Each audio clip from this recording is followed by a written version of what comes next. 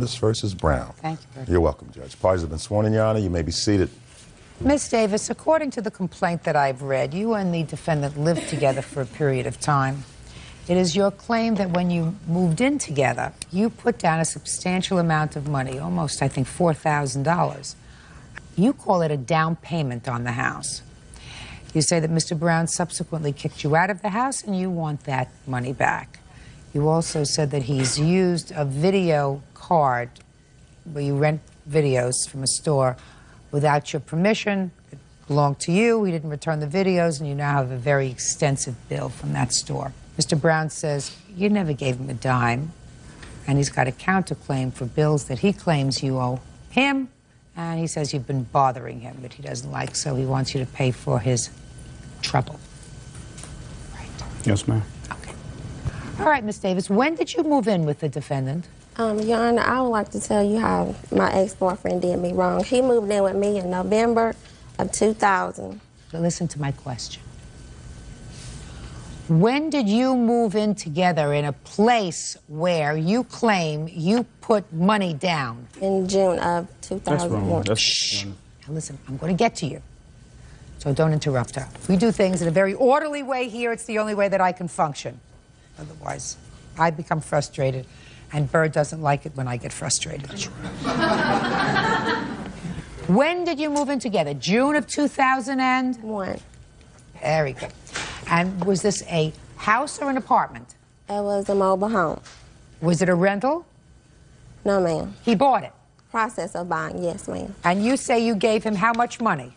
It was $4,366. And where did you get that money from? I traded my mobile home in on the one that he purchased. Okay, do you have any evidence of that transaction?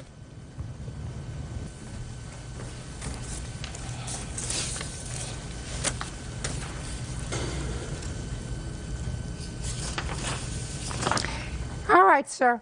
I seem to have some evidence would tend to indicate, Mr. Brown, that she did not, in fact, give you any money towards the purpose of your mobile home.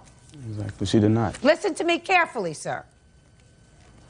I have evidence that she did not give you any money towards the purchase of your mobile home. But I have evidence here that she traded in her mobile home no, ma'am. as a partial down payment for a mobile home that went into your name. No, not at all. Not at all? Not at all. What has transpired was a mobile home that was sold from her cousin to me for $500, which we used as a trade-in. Yeah, but they gave you credit for $4,366 as a down payment credit. That was the value of the mobile home. I'm buying something for $500 and trading in for another amount. That's just like a good business transaction. Your Honor, Does it make sense? It's a profitable business transaction. If you can buy a car for $200 and sell it for $2,000, that's a smart buy. So that's exactly what I did. I took a smart buy and used it to advance in a better home for me and my children. Something doesn't sound right, sir. It doesn't sound Does it sound right to you? He buys it for $500 from her cousin and then uses it, and they give him a down payment credit of $4,366. I also gave in a $2,500 cash deposit as well. On or about June 26, 2001, traded in her 1964 Windsor mobile home as a down payment on a 1998 Horton manufactured home. Right. This 1998 Horton manufactured was being purchased by David R. Brown. We gave Miss $4,366 on a down payment credit on the 1998 Horton. Yes. Now, where's her name? Is that on any of the transaction? Show that to him. Your Honor, the reason why my name is not on there because the title was never changed over into my name, but I have a receipt where I purchased the mobile home before I met him. It's for a different mobile home she's speaking of. And we never used that mobile home as a trade-in. This right here is sufficient. This right here is sufficient. And her name is not on there in that transaction because she has no involvement in the transaction. I never said my name was on the mobile home, Your Honor. She gave me these monies in her mobile home, and her name is not on anything. Who's Does that make any sense? That is my cousin. Her cousin. Ah. So they gave Miss $4,366 for the down payment. Yes, ma'am. All right. Forget it. I don't look into that. Your name was not on the title to that mobile home? No, ma'am. All right, At then the forget time, it. I did not have a job, but I have a receipt where I bought the mobile home from Miss. Show me. Do you have the receipt? You mean up this? there? $500? Yes, and I also have this right here. You have this? Is this what you're talking about? Yes, ma'am. That's nothing. That's nothing. That's something that you buy in a grocery store. Judge Judy continues in a moment. She won't leave me alone. We broke up, let it go. Guess she's steady looking for a payout for something she knows she's not owed to. Mr. Brown, I believe you. Real cases, real people. Judge Judy. Morticia Davis says ex-boyfriend David Brown owes her for the down payment on a mobile home and unpaid video rentals. David says her lawsuit is bogus. Now, what about this video card? When I got evicted out the mobile home, he used my Blockbuster When did he evict card. you from the mobile home? May. She moved out of the home before the eviction took place. So therefore, What do you mean there was an eviction? Had you gone to court to evict her? I went to court to evict her. Why is that? Because there was South Carolina state law. Once someone established residence in your home, in order for them to move out against their will, you have to evict them out. All right, so the relationship wasn't going well, I It assume. was downhill from... Do you have children together? No, we do not, thank God. Perfect. Okay, so what about this video card? Well, when he got his new girlfriend evict me, I got some bills in the mail, which he used my card illegally at 3 different Blockbusters, never took the videos back. Show me.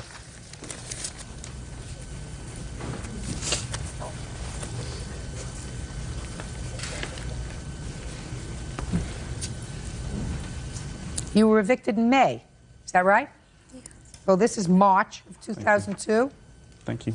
This is March of 2002. That's when he used This the is card, March Your of Honor. 2002. And we both This reside... is, shh. This is March of 2002, and this is March of 2002. So After I got evicted, that's when I got the bills in the mail, which he had used them. No. Well, listen to me. Miss Davis, Yes. how do what? You lived together in March of 2002. You were He sharing was a not home. there in March, Quiet. Your Honor. He was not there. He lived with his new girlfriend until I got evicted. Lies. He was Listen not to there. me. Lie. You kind of, She's lying, Your Honor. I don't want to say it again. It doesn't appear as if you're doing badly in this lawsuit so far. Do you understand? Yes, ma'am.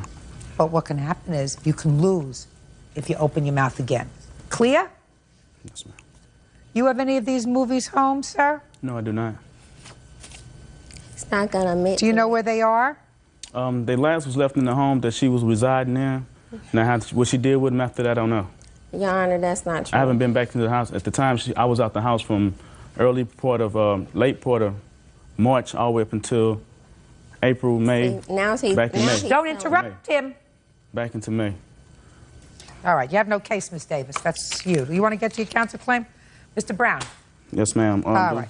You said she owes you bills. Yes, ma'am. What does she owe you bills for? For rent, electric bill. She doesn't owe you for rent. You weren't anticipating any rent from her. I loaned her a few $100s for a couple of car note payments. Yeah, go ahead. What else? And Chalk it up to experience. What else? harassment. Well, I have a feeling that that's true, that she's been harassing you. And she just don't. I have a feeling that that's probably true. So you want to tell me about the harassment? I mean, she caused problems with me at work.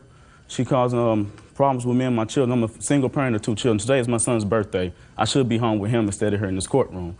But Ms. Davis, again, want to file a lawsuit that she have no bearing to hold on. So therefore, it's just constantly, she won't leave me alone. We broke up, let it go. But yes, she's steady looking for a payout for something she knows she's not owed to. I believe you. I believe that she has made it her mission at this portion in her life to make your life miserable. That's what I believe. Put your hand down. Judge Why can't you just say it didn't work out, period, end of discussion? While you were living together for that year, where were you working? Interim health care. Okay. And I took care of 4 kids. What did you do with your money? I paid bills. What bills? I have light bills, water bills, phone bills. He paid the rent. Yes, that's all he paid was the rent and the land payment. What about the food? I got that. No, Really? I was on food stamps, Your Honor. was not. She was not. And as far as electric bills and bills, those bills are in my name. And then she couldn't pay those bills. That's why I'm here now about the electric bill and bills that she has now. Your Honor, I have these bills. Yes, they was in his name, but I paid them. Show me. After the fact that I left the house and I had these utilities cut off because she refused to pay them. You mean after you left in March? After I left in March. She's running them up in my name. Therefore, I had these bills. Your Honor, that's not true. Yeah, this is April. I want to see anything before that, madam, before you were in the house by yourself. You have proof that you paid any bills? I paid all the bills, Your Honor. Listen to what I'm saying. No, Your to Honor, you. that is all I have. Right. That I can understand. And Mr. Brown had those bills in his name because he moved up there before I did. That's why they was in his name. Pay full attention to me. Yes, Your Honor. Did you have a checking account? Yes, ma'am, I do. So all you have to do was to bring to court today, since you knew that he was counterclaiming for bills. Your Honor, I didn't know. Proof? What do you mean you didn't know? I didn't know he was countersuing me. Really? When did you file your counterclaim, sir? Monday. When did you serve her? He haven't. Well, then it's dismissed. Your counterclaim's dismissed. But not only is your counterclaim dismissed, Mr. Brown, but so is your lawsuit. And I'm going to make this suggestion to you. Sometimes things don't work out. How old are you? I'm 24. You have children? I have 2. I'm a single parent. Put a period, this is over, and devote all of your energies to working and your 2 children. Leave him alone. He doesn't owe you any money. Goodbye. I don't harass him, Your Honor. Parties are excused. You may step out.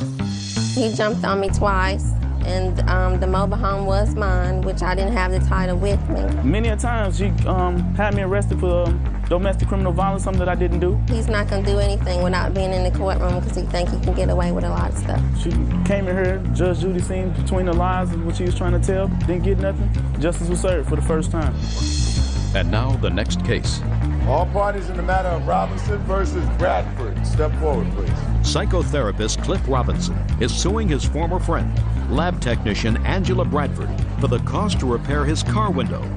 Angela is countersuing also for the cost of a car window.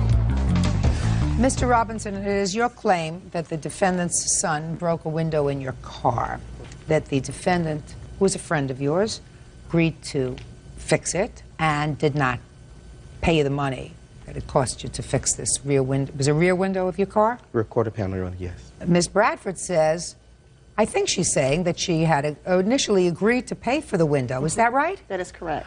But later, your son broke one of her windows in her car, and you should pay for that window. Is that your defense? It is.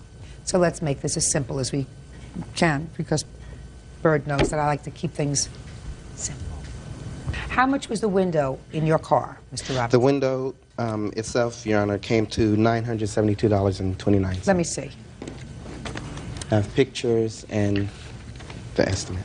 Well, I'm just curious because in here you say that my window cost $800 to replace, sir. That's with the labor and what it cost to. What did it cost you? $972, whatever the difference was. How did you pay for this? Cash. No. Not even sure about this bill. What kind of window was this? It's a rear quarter panel window in the Eddie Bauer Expedition. Oh, so it's a big window. It's a big window. Okay. Now, the only question that I have is whether or not you are in any way responsible for damage that she alleges your son did to her window. So, Ms. Bradford, I read your answer and I read your cross-complaint. And it appeared to me that you two were friends. Correct. How many children do you have? I have 4. And there came a time when, after this incident involving his car, he brought his kids over to your house to play. Correct. And asked you if you would watch his kids for a while. For 15 minutes, which turned into an hour and a half. Whatever. You agreed to take care of his children. And it was while you were in charge of his children that your car window was broken. Correct. Should have taken care of him better. Do you understand? I hear exactly what you're saying, Okay. Because it was your job to supervise the children, because you had assumed that responsibility when he left his kids there. Therefore, if something happened to your car as a result of a ball being thrown, that's your problem, not his. It's a lot of money. Do you have any insurance, sir? Yes, I do, Your Honor. Well, what's your deductible? $1,000. Do you have any proof that you have a $1,000 deductible? I didn't bring any insurance with the information. Why is that? I didn't think it was relevant. Well, it is relevant, sir. It's relevant how much out-of-pocket you had. Are you telling me that you actually paid Collins Auto Glass $972 in That's cash? correct. Let's give them a call and find out. You know these people? No, I don't. They were just people you chose randomly? That's correct. Okay, good.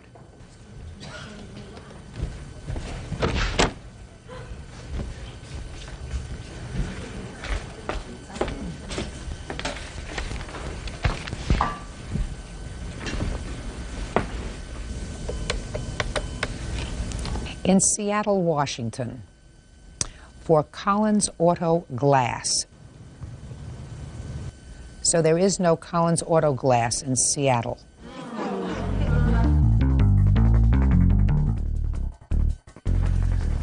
Mr. Robinson, sir, is this Collins Auto Glass in Seattle?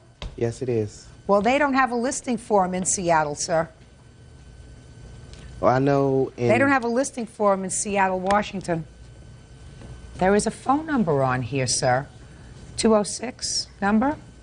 There is a phone number here. It's your phone number.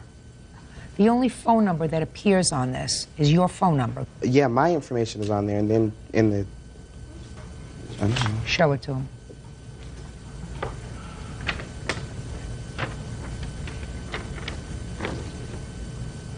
Yeah, that's my telephone number. That's correct. Oh, yeah, no. I don't. Collins Auto Glass doesn't have a phone number for their business. They also don't know how to spell residential. Well, I know in June, when I got it fixed, there was a Collins Auto Glass. I got it out of the Yellow Pages. Well, it must have been their last job, Mr. Robinson, because they closed down. They're not there anymore. Sort of interesting. But I'm holding you to what your complaint says, or your sworn complaint says it was $800 to replace. Judgment for the plaintiff in the amount of $800. On your counterclaim, Ms. Bradford, I've already explained to you the children were under your supervision when your car window got broken, so if you weren't supervising them adequately, I can't fault him for that. That's all. Parties are excused. You may step out. Did folks have a seat? Mr. Simons, a relatively simple case. You want the engagement ring back. Is that right? Yes, please. And Ms. Ream, I've read your answer, and it's sort of like one from column A, one from column B. You have the following defenses, according to what I read. Number one, it wasn't an engagement ring because you never said yes. Yes. If you don't buy that, it was an engagement ring, but he told you you should keep it even if you didn't get married, correct? Yes. And number three, in case you don't buy those two, it was an engagement ring, there was no deal for me to keep it, I would have given it back, but it got stolen. Yes, ma'am. So you don't have it anymore. No, ma'am. Is that right? When did you give her the ring? I think it was May of 2001. And how long had you known her? I met her in November. I knew her approximately 6 months and gave her the ring. Okay, what kind of a ring was it? It was an engagement ring. Can I see the receipt for it? I have the receipt. Plus, Your Honor, at the time, I had just moved, and I didn't have the receipt for the second half of the ring, but I've found that, and I've got that. So here are those two receipts. What do you mean the second half of the ring? You know, the band that goes, connects as one. Oh, you mean the wedding bands? Yeah, like yes. set. Yes, ma'am, yes. And that's the other half that I still have, which does mean no good. Okay, where is this? Did you give her both of these rings? No. You have one? I have one, yes. Okay, so it's $969.75. Yes, Judge, yes. Okay. So you gave it to her in May, and you broke up when? Around July, things started falling apart. July of? 2001. 2001. When did you ask for the ring back? Around August, I believe, the end of July. What'd she tell you? She agreed. We both agreed that it wasn't going to work out, and I went to pick up the ring. She had told me that she let some carpet cleaning people into her house, and she was afraid to be alone with these men. So she left. And when I got there, she went to get the ring. It was gone. It's funny because there was lots of jewelry, diamonds, everything, but they only took mine, my little ring. And I couldn't understand that. That didn't make sense to me. Okay. Just a second. So you broke up in July, and it was a month later that you went over to get the ring. Correct. But you had asked for it when? Probably at the end of July. Okay, and she said come over in August. Yes. Well, she kept saying it might work, I hope it works, it might work, it may not work. So we tried, and it wasn't going anywhere. Okay. Now I'll hear you. Like it said, I lost my husband prior to that, and I was very vulnerable. And I'm not interested in that. Okay, I mean, not that I'm insensitive, okay, madam. It has okay. nothing to do with the ring. But, okay, well, we started dating, and I told him I wasn't ready to get married. And he got pushy about the ring. And then he asked me to marry him in May, and I told him I wasn't ready. And then he said, keep it as a gift. And think about it. All right, let's just say nothing. Say nothing. I don't believe that. Go to the next defense. Okay, I put it into my jewelry box for safekeeping, and so then, like he said, I had the cleaners come. I had to go pick up my daughter from school. It should have only taken 15 to 20 minutes, and so I went to pick her up, came back, and there was some coins and a little bit of jewelry missing, and the ring, and he made me call the police, and we made a police report. It's right here, and it couldn't be an engagement ring because he dated other women. He verbally abused me. He verbally abused my daughter. I'm not interested. Okay, but it just was an engagement ring. Sure, it was an engagement ring. It was an engagement ring because he bought not only the ring, he bought the wedding band. I told him I wasn't ready to get married. He told me to keep it. I don't believe you. I don't believe you. You owe him $975. Let me explain something to you. If you have a ring and if you break up with him and if you're not going to see him anymore, you give him back the ring. Case closed. I tried to. Case closed. In July, you don't hold on to it and put it in a box for safekeeping. That is, if in fact you put it in a box for safekeeping and you didn't go sell it someplace, which I think you probably did, or you still have it and maybe you're going to give it to your daughter or somebody else. In the meantime, if it doesn't work out, why should he feel as if you've taken advantage of him? Why? It was the other way. He told me he needed money for tires. Constantly always after me for money, all the time. That's what this is all about. He just told me he's going to take me to court to get tires because he needs new tires and because he just bought another house. Listen to me very carefully, madam. He's taken advantage of me from the very beginning. Then how old are you? I'm 38, but I'm very well put together. At the time, I wasn't. I was distraught. Listen to me. You don't look like the kind of person that anybody takes advantage of. I just lost my husband, and my mom got diagnosed with cancer, and he knew this. Listen to me. Listen to me. If you were grieving over your husband, you don't take a ring from somebody else. I know that. I know that now. But you did. But you did. Made a mistake. And by taking a ring from somebody, what you're really saying is, I'm interested. I'm interested. That's leading somebody on. That's cruel. That's unkind. And in my judgment, after listening to both of these stories and hearing your three defenses, A, I didn't say yes. B, if I said yes, he told me to keep it anyway, even if we broke up. And C, it got stolen. I don't believe you. After he came over and looked for the ring, you said, I'm sorry, my other stuff is here, but your ring is gone. He said, well, file a police report, which is what you did, correct? Anywhere in the police report did it say that there was evidence of a burglary? Yes. Well, show me. Show me where. No, read it where it says there was evidence of burglary. Right here on the top. It says crime, burglary. Show me where the police wrote down that there was evidence of a burglary, not what you claimed there was.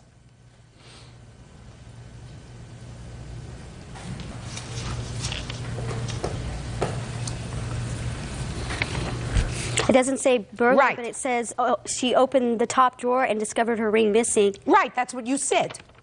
That's not what the... That's what he said. No, he also did this police report with me. Miss Reed, I mean, are you just thick? He comes over to get his ring. You go in with him to your drawer. You open the drawer with him. You say, oh, your ring must have been taken, along with some other coins that I might have there. That's too bad. Then you go and file a police report because he says, according to you, that you should go and file a police report, which is what you did. That doesn't mean the police found any evidence of a burglary because there was no burglary. You have insurance, by the way? Whatever. You have insurance on your other jewelry? No, I don't. Okay. Judgment for the plaintiff in the amount of the ring, which was $969.75. Ms. Ream, I don't believe you. Goodbye. You don't Thank you, Your Honor. Parties are excused. You may step out. He was always telling me to buy him things and stuff like that and saying, well, you got money, you got money. I own 2 homes, and she told me to sell my homes and give her all my money. He sues everybody. This is not his first time he sued somebody. He's too happy. She used to call me on the phone and threaten me and tell me if I go to court, I'll be sorry. He's a liar, and he took advantage, and he knows it. And now the next case. All parties in the matter of Smith versus Henderson. Step forward, please. Maintenance man Joe Smith is suing his former live-in lover, paratransit driver Lisa Henderson, for the return of property. Lisa is countersuing for damages to her home and mental anguish. According to your complaint, you folks lived together for about 4 years. And at some point, Mr. Smith, you were arrested on a domestic violence charge. Either domestic violence or violating a protective order that Ms. Henderson had obtained. It is your claim that while you were incarcerated, she took your property and she won't give it back to you. You did get some of your property, but she still has a whole bunch of your stuff. Correct. That's what your lawsuit is about. Ms. Henderson says that you got everything that you're entitled to. What you didn't take yourself, an uncle of yours came and picked up. And she is counterclaiming for some damage that you did to her door when you were violating this protective order. So that's what we have. When were you arrested, Mr. Smith, for the first time on this charge of domestic violence? That was like almost 4 years ago. I don't remember the exact date. That's not the time that she took your property. Yes, that's the previous time. It happened twice. How many times have you been arrested altogether for domestic violence? Once. No, it had to be more than once. You said once 4 years ago, once more recently. No, this was for violating a restraining order for just going to the residence. There wasn't any violence involved. Is that right? Yeah, he was charged twice. One for holding me captive in my apartment when I was 6 months pregnant in January of 2000. And he was convicted of that charge. We got back together. A testament to your good judgment. Yeah. October 17th of last year, I had a restraining order issued to him 2 hours and 15 minutes later after he was served. He kicked in the front door. Now, why was another protective order issued in October of 2002? Because we were not getting along in the household. I asked Mr. Smith to leave my house. He was... How long had he been living there? For like 4 months. And we were not getting along. So he's living there for 4 months. You weren't getting along. But no violence. No. The police had to come out one incident in September where he threatened to put a hit out on me. Before that, he said he doesn't like my son and he never will. So I said, you need to get your belongings and get up out of my house. If you don't like my son, you don't care for me. What happened in October? I asked him to give him a certain amount of time to get his personal belongings and give him enough time to move out. Did she do that? No. No, Just a second, don't interrupt. She didn't say to you have a week or 2 days or 48 she said, hours? Get out right now. Judge Judy continues in a moment. We split everything in the household. So he paid his way. So he wasn't just coming to visit on weekends, right? Right. Well, that's not what you say in here. Real cases, real people. Judge Judy. Joe Smith says ex-girlfriend Lisa Henderson won't return his property. Lisa says Joe threatened to put a hit out on her. What did you do when she told you to get out? I told her I couldn't because I had just paid my rent, PG&E, and cable, and I have the receipts for that. So you were paying the bills? Yes. Some of the bills at least there. So you said, I'm not leaving because I'm paid up through November 1st. Actually, I told her I couldn't afford it because I just put my money into the household. Okay. But you told me you... Don't speak to him. Speak to me. So that was the conversation. He said, I'm not leaving right now. And what did you say to him? I told him he needs to be out of my house within that Friday. He sits around bragging that he got so many women to take care of him. So I said, call one of them up, tell them to back their car up in here and get your things up out of my house. And he said what? He said, I'm not going nowhere. I'm a legal resident. I'm not going nowhere. You have to get me out legally. Okay. So the next day, I went and filed for a restraining order. Well, Ms. Henderson, that's a violation of really what the restraining order is supposed to be about, madam. A restraining order is not something that you use instead of housing court. You had a discussion, you had an argument, you said get out and leave, and he said I'm not leaving. And you said no, you're going to leave, and he said get me out a legal way, and you said what's the best legal way for me to get out? I'll just go and tell somebody he threatened me. And you fill out a paper and you lie, because so far I haven't heard anything about a threat. And a judge looks at it and issues a restraining order. That's an abuse of what a restraining order is supposed to be. I'm here to tell you that. You can't use it in place of housing court that may take a little more time. So I'm sure you knew housing court would take a little more time, so you say the restraining order, that takes a flash, and he's out. So then he's annoyed, because you get this restraining order and you lied to the judge when you got it. No. Yeah, sure you did. You had to have written something down that wasn't true. When he threatened to put a hit out on me. That was before. I had the police come out for a report. That was before. You were not annoyed about that. You were annoyed because he was bragging about other women and your son, and you wanted him out of the house. Come on, Miss Henderson. So you got the restraining order, and then what did you do? I had Mr. Smith served. And then what happened? And 2 hours and 15 minutes later, he came to the house and kicked the door in and threw the restraining order back in the house. You have a copy of the papers that you used to get the restraining order?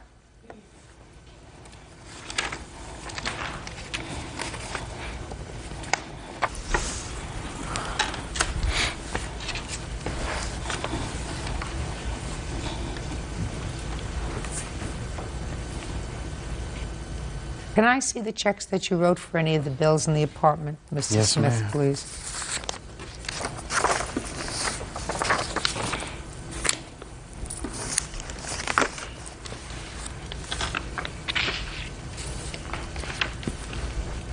How much money did he give you towards rent every month? $100, sometime $97. Did you pay the cable bill? Sometime. Sometime Well, I he paid in September, he paid in August, he paid in May. We split everything in the household. So he paid his way. So he wasn't just coming to visit on weekends, right? Right. Well, that's not what you say in here, in your statement to the police. Sometimes I will allow him to stay a weekend or a few days because we were getting along, but then he won't leave. Well, that's not true. Right, Mr. Smith got evicted and asked me to come help him when he got evicted out of his place in Cutting.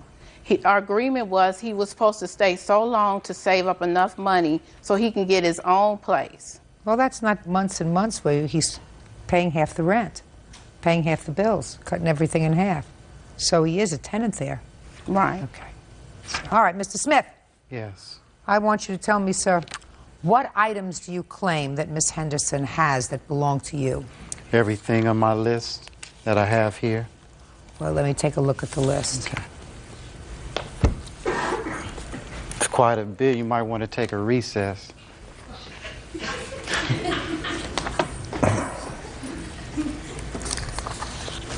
Show this to her, would you please, Bert? No, I have my list, Your Honor.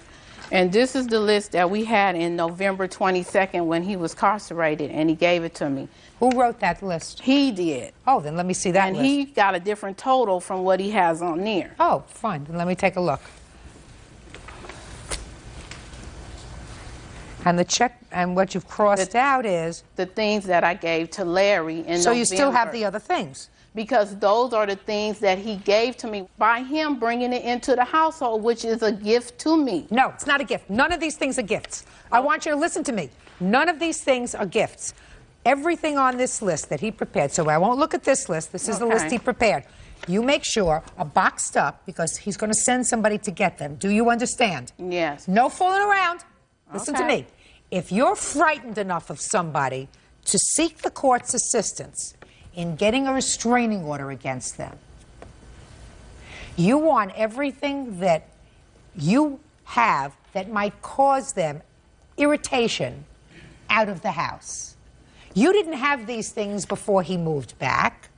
Now you're going to give them back to him, and the only contact you're going to have with him is over visitation or contact with a child that you share in common. So stop acting stupid. Judge Judy will continue in a moment.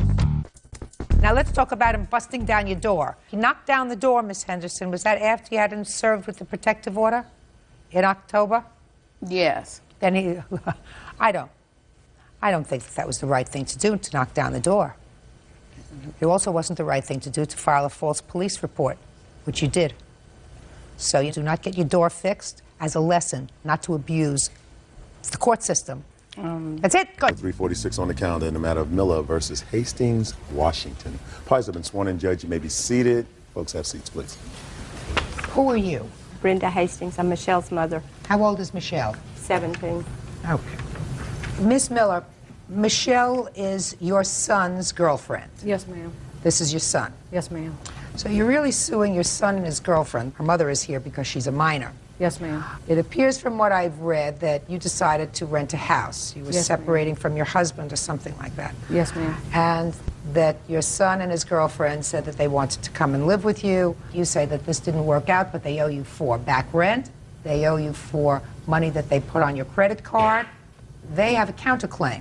And their counterclaim involves both of their cars, which they say that you took, you hid, and caused damage to.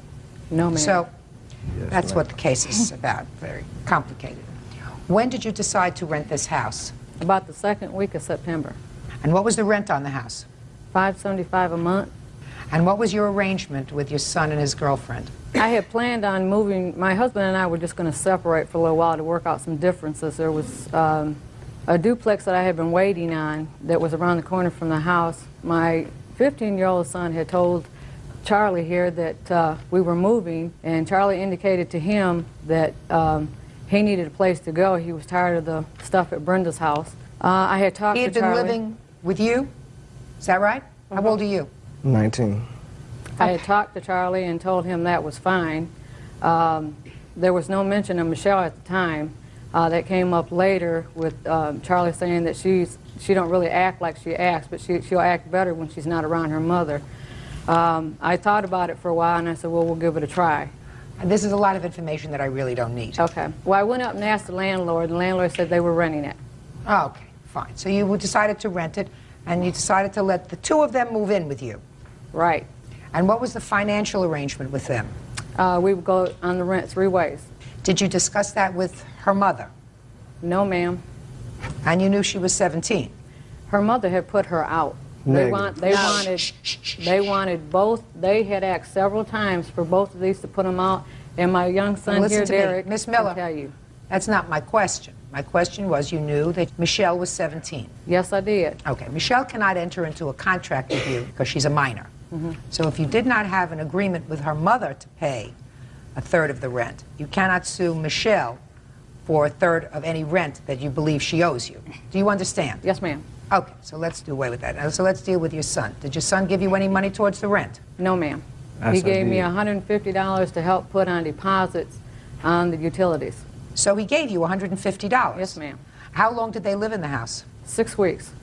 3 weeks. 6 weeks. And when did you move out of the house? The 28th. Of September? Yes, ma'am. Charlie did not move out of that house until the 10th of October. I moved out the 28th. You stayed there. You were on the run from the police. Just a second. Miss Miller. Yes, ma'am. What rent do you believe your son owes you? For him and Michelle, then it should have been half of the $575. No. Miss Miller. He's supposed to pay a third of the rent, right? Right. But I have a 15-year-old at home that these two here complained what was his part of the rent because he was getting child support. Did you move in with another child? The 15-year-old moved in shortly after these two did. He didn't stay there all the time, but he was there. What about you? Did you move in? I didn't move in till the 24th Of September? September? No, August. Oh, no, it was September. I'm sorry. I didn't even stay there half of the time. Miss I Miller. stayed maybe a whole week Miss out of Miller, it. did you move in August 24th or September 24th? September 24th. Okay. Well, let's go to the credit cards that you say that they used. How did they come to have possession of your credit cards? They didn't have possessions. We had an agreement. I have a letter from the landlord because Mrs. Hastings was putting them out. We had an agreement to try to get the house livable for them to live in so they had a roof over their heads. And You're talking about credit cards, Miss Miller. Let me hear about the credit cards money. I put my credit cards, to get the house in order for them to live in, it had to have floors, it had to have cabinets, it had to have everything. The house was gutted out. It had to have everything. So is that what was put on your credit card? Yes. So why do you think they should pay for that? because we're in agreement. If Mrs. Hastings put them out. Negative. Stop saying Mrs. Hastings put them out. It doesn't make any difference whether she put them out or not. Now, am I correct? It does that make a difference. No, Yes, it doesn't make a difference legally. Her mother put them out. He didn't have a place to go. She He didn't cannot put go us to out. my house that I own. My husband will not let him stay there. He's already ripped us off. He's breaking into the house. He's broken into the garage. He's not allowed on the property. Okay? Miss Miller. I did what I could to get him a roof over his head. Miss and I Miller, got you're his repaid. mother. Listen to me. You're his mother. Excuse me, ma'am. But this boy, I've got papers. This boy has been in and out of jail, detentions. He was stolen from me when he was That don't have nothing to 14 do months with old. I've got legal documents, Charlie, to prove it all. Miss Miller. He's on drugs. I've tried for years to get him help, okay? Miss Miller, listen to me. I understand that you have a frustration with him. If you And helped him out as much as I have in a lifetime, you would too. Miss Miller, listen to me. If Miss Hastings allowed your son to come and live in her house with her 17-year-old daughter, then she's got rocks in her head and probably decided she had had enough. Bottom line, that's your son. It's not her son. And if she had had enough of him and was putting him out, and her daughter Michelle says, I'm not staying here without him, then she says, you want to go with him? Go with him. He's been living there with her since she was 15 and he was 17. You want to know something? And she's put him out 3 times. Miss And Miller. I have been there, Miss Charlie. Miller. Miss Miller. Yeah, okay. Miss Miller. Yes, ma'am. This is your son. And if she's put him out 3 times, and if he was living there from the time he was 17 years old, it had to have been because you and your husband put him out. Exactly. No, he left Exactly. on his, no, you left on your own Miss because Miller, you don't were talk on to him. drugs, Charlie. Miss You were Miller, selling drugs 1, 2, out of my 3. house. Miss Miller. And I called the police Put her on you. outside. That's why you left. Put her outside. I'm going to let you cool off outside, Miss Miller. Real cases, real people. Judge Judy. Atina Miller says her son Charlie Washington, his girlfriend Michelle Hastings, and Michelle's mother Brenda owe for rent and repairs to her home. Okay. Miss Miller, you can't talk to your son. This is not time for you to shout at your son when you're in a court. Time to do that is when you had him in therapy when he was 7 years old. If your son had been giving you problems and moved out of your house, whether you put him out of your house or whether he left voluntarily, you knew where he was living with the Hastings family and their daughter. That was probably a major error on their part. Some people do that. I never quite understand why they've taken somebody else's problem into their home. But be that as it may, if you decided that you wanted to put a roof over your son's head as his mother, that's what your job is. That kind of unconditional love is what you do for a child, even if they drive you crazy. Are you currently living in the house? No, ma'am. Did you decide to go back to your husband? Yes, ma'am. Is that where you are now? Yes, ma'am. Is that where you're going to stay, you think? Yes, ma'am. Tell me about the cars. You took your son's car out of impound? I paid to get it out, yes, ma'am. What'd you do with it? Set it in my backyard. And what happened to it? It sat there until the day that he came and threatened me.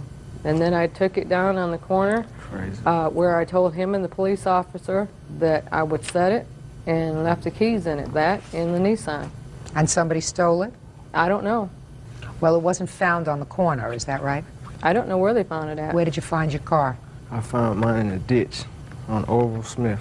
It was not in a ditch. I got pictures of where I left it. Well, that's what I'm saying. So what you're saying is somebody took the car after you left it there with the keys in it. Why'd you leave it there with the keys in it? There was no keys in it. There was keys in it. Crazy. When you left it, the keys were in it. So I'm asking you, why did you leave it with the keys in the car? He came, he harassed me. I didn't want him on the property. And for him to come get the keys, then he would have to come on the property. And I talked to him in the back of the police car and told him. What were the police doing there? I called him because he threatened me. When did he threaten you? When he came to the house. Was this after he had moved out of the rental house? No, he was in jail. He had just gotten out October 31st, and I didn't know he was out of jail. What was he in jail for? Theft of property from an auto and breaking and entering of an auto. What were you in jail for? Assault the third. He was also in jail for that. Assault the third. Who did you assault? My girlfriend. You ever arrested for breaking and entering? Yes, ma'am. When? In 97. What about auto theft? Yes, ma'am. So you got his car out of impound, you told the police he had threatened you, you were taking the car, you were parking it at the corner, you were leaving the keys in the car, and that's the last you know of the car. Yes, ma'am. And you found the car when you got out of jail, sir? I did. Where did you find it? It's on Orville Smith Road. She parked it in the edge of the woods. No, she doesn't park it anywhere. You found it there. You didn't see I found it there. You found it there. I got out and I looked and I turned around and I went back to my house. And I brought him down there and he couldn't find no keys nowhere in the car. Well, maybe somebody who stole the car took the keys after they finished joyriding in the car. What about your car? Well, my mother and my father found it in a hayfield. What makes you think that Miss Miller took your car? Because she stole the keys out of my purse. I didn't have it in my possession. No, I did not steal the keys from her purse. This key goes to a car of Charlie's that he has in their yard. I don't know if it runs or not, but it was on this key ring with this key. And when I talked to Charlie on the phone after he had beat up Michelle, he told me one of them keys went to the car. And that's how I got the car. So what did you do with the car? Charlie explained for me to take the car to my house and park it and not to let Michelle have the car. You mean her car? No, it's his car. It's legally in his name. Is that right? Yes, sir. Is your car, the car that you're talking about, that you're suing over, in whose name is that car titled? Yes. You have two cars titled in your name? Yes, ma'am. What year cars are they? 94 and 87. What do you do for a living? Well, I was working at Arby's. At Arby's? Who bought the cars? I bought one, she bought one. But she wasn't old enough to put it in her name, so I signed for it. Why didn't her mother sign for it? Because they went and got it without me. I was at work. They went looking at cars. They picked out one and she bought it. Miss Hastings, yes. Is he still living in your house? He is right now, yeah. You had him arrested for beating up your daughter. You've thrown him out of your house at least 3 times. No. No. He left your house 3 times in the last 2 years. You took him into his house, into your house when he was 17 years old. Since he was 17 years old, he's been arrested several times, according to him, for a variety of things. Breaking and entering, auto theft, assaulting your daughter. Would you kindly tell me what kind of medication you're on? Because I want to take some. If you don't see that he's not right for her. Real cases, real people. Judge Judy. Bettina Miller says her son Charlie Washington, his girlfriend Michelle Hastings, and Michelle's mother Brenda owe for rent and repairs to her home. Miss Hastings, he's not right for her.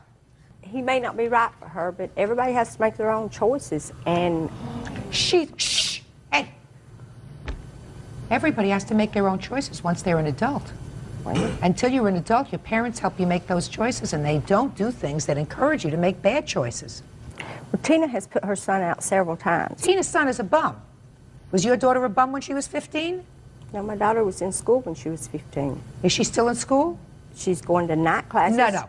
Before she met him, she was in school. Yeah, but she... After she met him, she's not in school. Had nothing to do with him. Oh, listen, Miss Miller. Yes, ma'am. I'm going to give you some words of advice. Is this the first child that you've had that's been in trouble? Yes, ma'am. You think you know how to deal with it now? Yes, ma'am. Tell me how you're dealing with it. I work with the best I can. My advice to you is you be there as a backup in case of an emergency, in case something bad happens. But until he grows up and stops doing things that are both harmful to himself, to the people that care about him, and to you, he's going to have to make his own mistakes. If you put yourself in a financial position where you've stretched your finances, it's a foolish thing to do. Because what will happen is he will never be forced to grow up. You tell me you put him out of the house, or he left the house when he was 15. The Hastings took him in. And when the Hastings decided to put him out, you provided a roof over his head. He's never had to grow up and face responsibility. Had 2 cars titled in his name, working at Arby's. Well, he didn't buy the car. The Firebird was given to him as a gift by me and my husband. I did not put him out of the house. He had a choice. He could go to jail or he could go back to Michigan to his dad. He took off on his own. He was on the run. We did look for him. He stayed with a friend of his up in a trailer, drinking, getting high. The owner of the trailer came to our house, wanted to know what was up. We went up there. He was gone. Okay. Ms. Hastings, I've already told you what I think of the fact that you allowed him to move back into your house after he beat up your daughter. That's the dumbest thing I ever heard. Absolutely the dumbest. And if your daughter wants to be dumb enough to take off with him, as you said, people make their own choices. But you're making it real comfortable for her to do things that ultimately are going to be devastating. It doesn't matter in what they have done. I mean, it's the car situation. It's her having them to move into a rental house because her marriage, she moved out. Listen to me. I'm not dealing with your lawsuits. Both of your lawsuits are nonsense. Hers, she cannot convince me that her son owes her any money. With regard to the cars, you have no proof whatsoever that your mother took your car, put it in a ditch. She says that after an argument with you, she told the police, I'm putting the car on the street corner with the keys in it. I don't want him anywhere near my house. A reasonable explanation is that somebody walked by, saw the keys in the car, took it for a joyride, and trashed it. I think that both of you, but especially you, Miss Hastings, I don't understand you at all. What do you do all day, sir? Now, Now. go to school No, you don't. at night. I asked you what you did during the day. Don't tell me that you go to school at night. What do you do all day? Hunt for jobs. Hunt for jobs. Michelle, what do you do all day? Work. Where? At Walmart.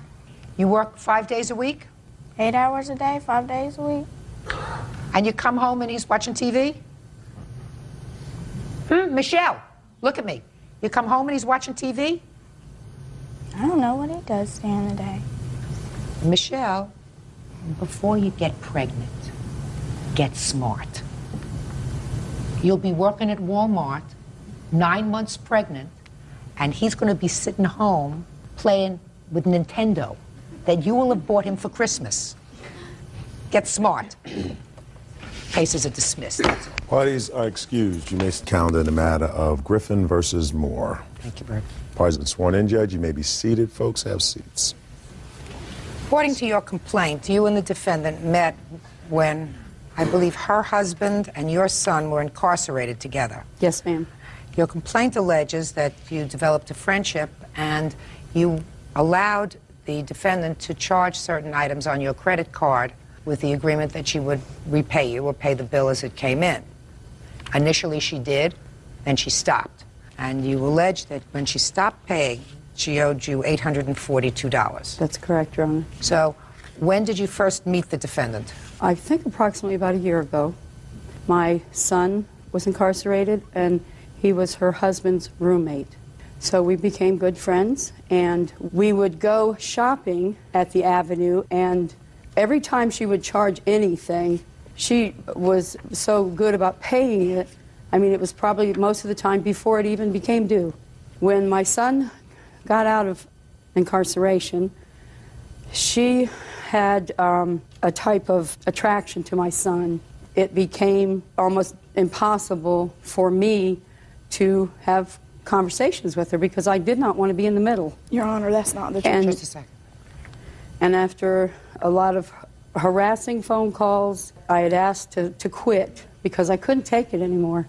Then at that time, she refused to pay for what was left to be owed on my credit cards.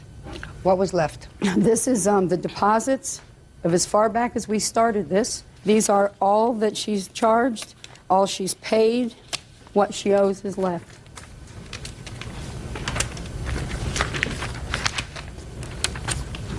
So she paid on time until October? Yes, ma'am, till the end of October. Okay, now I'll hear you. What she said is correct as far as our friendship. Her son was incarcerated with my husband. When things went bad was because her son had a drug problem. And I tried to help him. Your Honor, this is irrelevant. Just a second. Her son asked me for a ride to the interstate. I took him to my house instead of the interstate. Miss Griffin got to my house before we did. basically her son had took a video camera from her. She had searched her son's coat. She pulled out the camera. So then she left, and her son was still there with me. I then took her son to his girlfriend that lived in Charleston, and that's when his mother, she turned against me. She told me our friendship was over because I tried to help her son. What date was that? Ma'am, to be honest with you, I'm not sure. Okay. She says that you did not pay the October bill, which Ma'am, is $800. I have a check. Which is $800. Listen to me. Okay. Which is $846.05. Yes, ma'am, I understand the October that. bill. Okay, let me see. And I'm not denying that there were credit card charges. There were. I have a check from State Street Bank that was given, that it was a 401k check that I received from my employer. I have a copy of the front and back of that check that I gave her permission to go get out of my post office box and endorse and deposit into her account. She gave me $368 back. May I see it, please? And I have it where she endorsed my name and her name on the back. That's not my signature.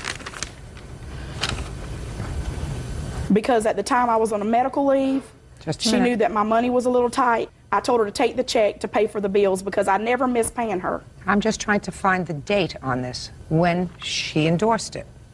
It was on 10/27 on my, it's on, I think, the second or third page of my bank account statements. And you'll see right next to it where I cashed a check for the exact amount and gave it to Miss Moore at my home right in front of my husband. There'll be a witness to that. Her husband has never been present. Just a second. We've made any Just a charges or any money exchange. Just a second. So what you're telling me, Miss Griffin, is that at the time your friendship was coming to an end, the defendant gave you a check, which you did in fact cash, yes, in the amount of $1,012.99. Yes, ma'am. And you gave her the entire amount of money. Yes, ma'am. Doesn't make sense to me, Miss Griffin. That weekend, Miss Moore came to my house. Yeah. I gave her the full amount of cash, handed it to her. Right. She said she wanted to give me $300 because she had a rainbow rental or something that was pressing and had to be paid. And she said when she got her check on Tuesday... Let me see the rest of her papers, please. When she got the rest of her check on Tuesday, that she would take care of the rest of it. Your Honor, I could have... And the whole time Miss Moore was out on disability... Just a second. I could have cashed that check myself. I cashed her check because she did not have a bank account at that time. I took care of things for her. She had some drug problem, and she tried to commit suicide. Not interested in that. Well, Your I mean, Honor, I that was is there not true. taking I care just of her. police I didn't want to turn my back on her. Your Honor, that is... Were there any witnesses present to the transfer of this $1,012 to Miss Moore My on the husband, 27th? Michael Griffin, was there. See here? Yes, Your ma'am. Honor, he was never present during any of these things. Just a second. It was just me and her. Go ahead. Mrs. Moore wanted to meet with my wife at our home because whoever she was seeing for therapeutic reasons told her to come to closure between Kevin and Nancy. And I was standing right there in my bedroom. She was sitting in the blue chair to the left of my bed when Nancy handed her $1,012 and change, and Rebecca handed her back $300 to deposit in Nancy's account. No, ma'am, that is not true. Mr. Griffin was never Now, present just a during second. any of these transactions. Just a second. I don't see whether she was given credit for the $300. On the first page, every deposit that she made to me is on the left. Every bill that I wrote to the Avenue or any of my other credit cards So is what you're telling to the right. Is what you're telling me that at the time she made these purchases in October, she still had an outstanding bill to you? Yes, ma'am. Your Honor, also Mrs. Griffin shopped along with me, and she had stuff on that bill as well, where our stuff was added together and not separately. That's wrong, Your Honor. If you look at my receipts, I've been very careful, and she had one receipt, and I had one receipt. Always a big mistake. Your Honor, and you know, you understand this is always a big mistake to do. Yes, ma'am, I do. Okay. Miss Griffin, who it appears over an extended period of time, had been very good to you financially by allowing you to make these purchases when you didn't have the cash to do it. Yes, ma'am. But all of a sudden say that you have an outstanding bill to her of $846 when you didn't. Your Honor, like I said, when our friendship separated, it was due to the fact that her son stole from me and he went to jail for a drug charge. That's untrue, Your And I Honor. have the police report here. That's when mine and her friendship went sour, because her son came to me, he asked me for help. He spent 3 days at my home when she didn't know where he was. When I told her that he had been at my home, she got very upset with me for not contacting her. What date was that? It was before Halloween. 11/3. So it was after this? No, this was the weekend prior to 11/3. Was it before or after the $1,000 check was cashed by the plaintiff? This was after. Is that right? Yes, ma'am. We were still very much a part of each other's lives at that time. She had continued to call. I said, please do not call me anymore. I got so upset that I wound up in the hospital on her last phone call. Okay. Your Honor, I believe you, sir. Listen to me. I believe you, sir, when you indicate that $1,012 was passed. Were you present when $300 was given to your wife? Yes, Your Honor. How was that given? In cash. $100 bill? Rebecca, pardon me, Your Honor. Rebecca handed back cash, $300 cash to Nancy. Not true, Your Honor. That is not true. And I have somebody You have here your with- bank records with you? No, because at the time I did not have a bank account. She was correct about that. I did not have a bank account. But I could have cashed that check myself through my employer's bank. But you didn't. But I always cash You my didn't. checks by myself. She You never said did you it had a before. witness. I'll hear your witness if your witness has anything germane. If he does. Yes, What is ma'am. your name? Alan Young. I've been a friend of Rebecca's for 15 years.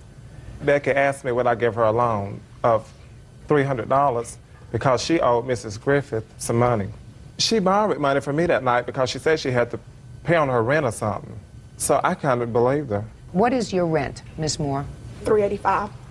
Well, even if she took all the money she owed you, you still had the $300 for rent. I understand So why did you that. need to borrow money from him for? Because I had additional bills that I owed for besides paying her, but I wanted to pay her and have her out of the way because I always paid her before the bills were due. Do you have the statement from your account, Ms. Griffin, as to what payments you made on the account in November? Yes, ma'am, that would be right in those payments there. I'll be glad I to see. show You them to made a deposit on the 30th of October.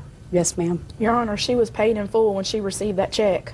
No, ma'am, I was not. Yes, you were. No, I don't think so. I don't think so because I see no other basis for her depositing only $300 into her checking account on the 30th Well, Your of Honor, October. I can't help if that's the only thing she deposited. She was paid. I have to make a determination based upon evidence. The evidence indicates that on or about the time that that check was cashed, she did deposit $300 into her account. So I'm entering a judgment for the plaintiff in the amount of $842. That's all. Thank you, Your Honor. Parties are excused. You may step out. To jail Monday. She is married, and at the time I had a fiance. I lost a friendship on kind of her son's drug problem. She knew that, and she was still coming on to me. She can't rule everybody. And now the next case. All parties on Gregorian versus Scaturio. Step forward, please. 23-year-old cashier Mariam Gregorian is suing former live-in boyfriend, 23-year-old salesman Scott Scaturio, for his share of a security deposit. Scott is countersuing for the cost to rent a U-Haul, storage costs, and harassment. Ms. Gregorian, you and the defendant lived together. Were you boyfriend and girlfriend at the time? According to your complaint, you had an arrangement with the defendant that since he had no money, you would put down the security deposit on the apartment, and he was to reimburse you for half. For half, yes. And half of the security deposit was $600? Yes. And you also say that the time that you left the apartment, because he was threatening, you gave him an additional $200. For April's month's rent, yes. So he says that you actually owe him money because he was forced, as a result of your leaving, to hire a U-Hauler to take all of his furniture out. Is that right? Correct. And that was not the agreement, that you were going to reimburse her for half of the security deposit. Your agreement was she would pay for the security deposit, first, last, etc., and you would pay for the household furnishings and all of the household appliances. Correct. Right? Correct. When did you move in together? We moved in February 1st together. And when did you leave the apartment? April 2nd. And you had had an argument at that time? Yes, we did. Okay. So you were ready to call it quits, and you were ready to call it quits, I assume. Correct. Is that right? Correct. Now, you agree that she did put down this $1,200? The $1,200, correct. And to fulfill your part of the obligation, you purchased all of the furniture. Correct. And you purchased all of the appliances. Correct. In the U-Haul that you hired, did you put all the furniture? Yes. And did you put all the appliances that you purchased? Yes. Did she take any of the furniture? No. Did she take any of the appliances? No, ma'am. Well, so, then let's understand this. On the one side, she put down the $1,200. You purchased all the stuff, but you have all the stuff. Correct. Right? She's out the $1,200, including half that should be yours, right? No, because that wasn't the agreement.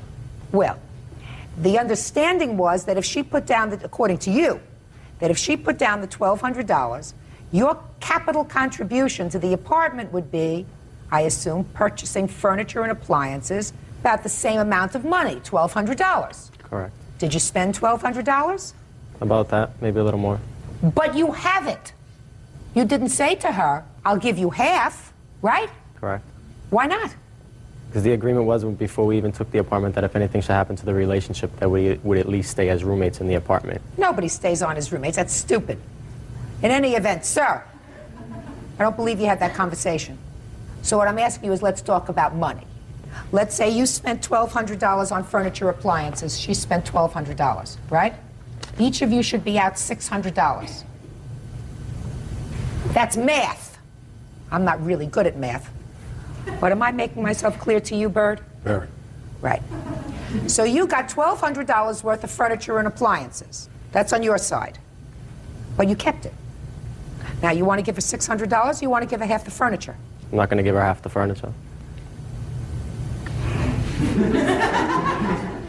So that's $600 for you. Now tell me about this $200. The $200 was April 2nd when I left. He told me I owe him April's rent. And I felt that I didn't need to because it was April 2nd. It wasn't a complete month yet. I didn't need to give him anything. But you did? But I did because at the time that he had a spare key to my car and he told me that he would hide my car if he needed to until I gave him the money. And I took the $200 and I basically threw it at him. So, cheap price, $200. You don't get that back. You get your $6 because I believe that was your agreement. Now, you hired a U-Haul it. Why didn't you stay in the apartment? Because due to her leaving, I couldn't afford the apartment on my own. Well, just a minute. How much was the rent? $600 a month. And she had already given you $2 for April. She had not given me $2 for April. During the argument, she actually opened her closet, which she already had her stuff packed, and just left. She didn't give you an additional $200? No, I left the apartment before she even finished taking her stuff out. Really? Your Honor, that's not true because we were fighting and there was a person on the phone. He was speaking to his mother and a friend of his, telling them how I started out being a psychopath. He sat there and watched me leave and pack up. What date did you move out? I believe it was the first week in May. You stayed for the entire month of April. Yes. So you lived there. She didn't, right? Correct. So you pay for it. And then you had to move because of the rent. Where did you move to? I'm actually staying with my sister right now. Okay, you paying any rent there? No. Well, look at it this way. You spent $300 for a U-Haul? Approximately, yes. That would have been your share of the $300 worth of rent, right? Correct. And you couldn't afford the apartment anyway, right? So, and you got all that nice furniture. So what are you complaining about? Your Honor, can I say something? No, I want to ask him I want to find out what he's complaining about. Actually, what I'm complaining about is, Your Honor, she stated in the police report, actually, when she filed for court, that I threatened her life and I threatened to do her harm. She actually, I have mail here, which she had actually forwarded to my sister's address. If I was threatening her life, I don't understand why she would forward mail to my sister's address where she knows that I go, when I also have police reports stating that they heard messages of her threatening to kill me, etc., etc. Well, let me see the letter that you have, sir. I don't know exactly what you're talking about, but let me take a look at it.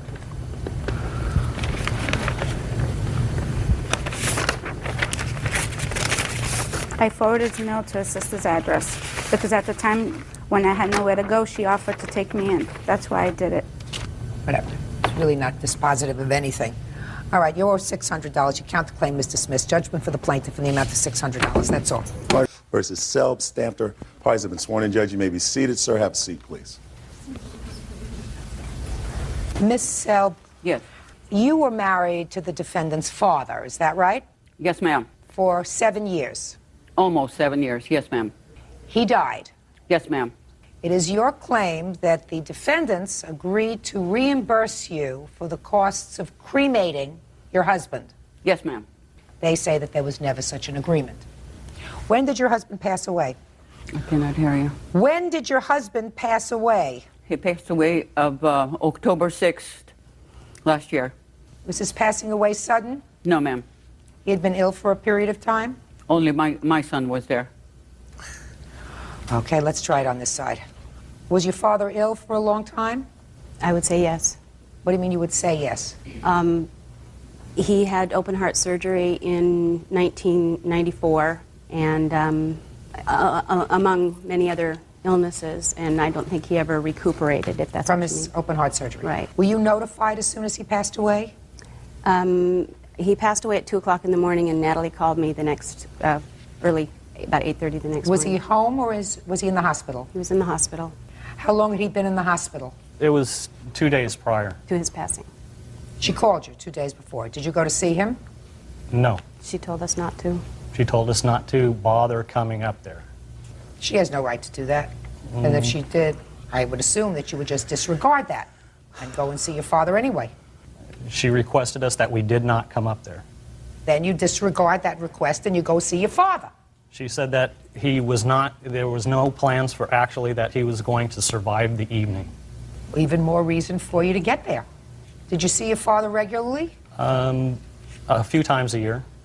And you? Natalie made it very difficult for us to see our father. She called me in 1998 and told me that I was never welcome in her home again. So my visits with my father had to be over the phone. I was not welcome in her home. All right, Miss Selb, would you tell me the conversation that you allegedly had with these children about their reimbursing you for the cost of your husband's cremation? On October 21st, they came over to pick up some of my husband's heirlooms. They also want to have the ashes. I told Tina that I have paid $1,200 for it, and she said she will reimburse the money. All I have to do is just send the bill. I never said that. I have sent the bill with a letter. I didn't hear anything from her. Just a minute. At that time, did you give her the ashes? Yes, they took the ashes when they left. Was there any funeral service for your husband? No, there was just at the park, you know, people have got together and had dinner and stuff like that. And I have asked them, but they didn't want to come. But they came to the house to pick up some property, is that right? Yes. That's correct. And you picked up your father's ashes? Yes. Tell me under what circumstances this lady gave you the ashes. We went up to get my dad's war mementos and our family photo albums, all that was left of that my father had. And there was never a discussion about taking the ashes home. I mean, that wasn't why we went up there. Okay. She presented a carton as we were leaving of his ashes, and we were both very surprised by that. There was never a discussion about reimbursing for ashes or giving her money for the cremation, and then we can exchange, you know, pay this ransom for my father's ashes and we could leave with it. Never a discussion about that. The ashes were there. She presented it to us along with a copy of what appears to be his will, and we left. That was that.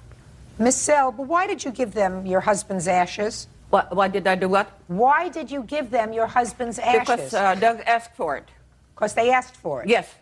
And you had no problem with that? Well, I mean, I didn't want to divide it, ma'am. You know, so I said, okay, you go ahead and take it. Because Tina told me that she's going to reverse the money. Well, when you decided to have him cremated, you didn't speak to her with regard to the costs. Is that right? She told me also that whatever I do is okay with her, and she also talked to my son. That's not true. At the That's hospital. absolutely not true. At the where? At the hospital. When my husband was in the hospital, she called. My son was in the hospital when she called when my husband was sick. Step up. Tell me. Not proper court attire. Sorry. So you should have something important to say. I assume you do. Basically, I was there when he went into the hospital and when he died. And when did you have a conversation with Tina? I had conversations with them at least, each of them at least twice. Go ahead, let me hear about the conversation. You know, they were asking what was going on with their father and, you know, what do the doctors think? And I said, they don't really know. They pretty much think he's going to die or they're not going to do much about it. And then they told me that they weren't able to get up there. So we went in the next morning and made arrangements to have him cremated. They left it in the hands of my mother to take care of. Were there any death benefits under Social Security? I believe the $225 that they give for when somebody dies, Social Security, that was about it. And then, The $225 for burial costs? yeah, that's what the Social Security system will pay. Okay, well, that's $225. Correct. Even that, your lawsuit is $1,200, which is the entire cost of cremation, right? Yes. Is there a will? Your Honor, my father had an estate when he married Natalie. And I have here a record of every single thing that my father had and things that show, as far as I'm concerned, that he had an estate that more than paid for funeral expenses. Plus his wishes to be buried. He wanted whole. to be buried whole next to my mother, who died in 1983. He already had a plot. He already had his wishes known. She knew them. She and I discussed this.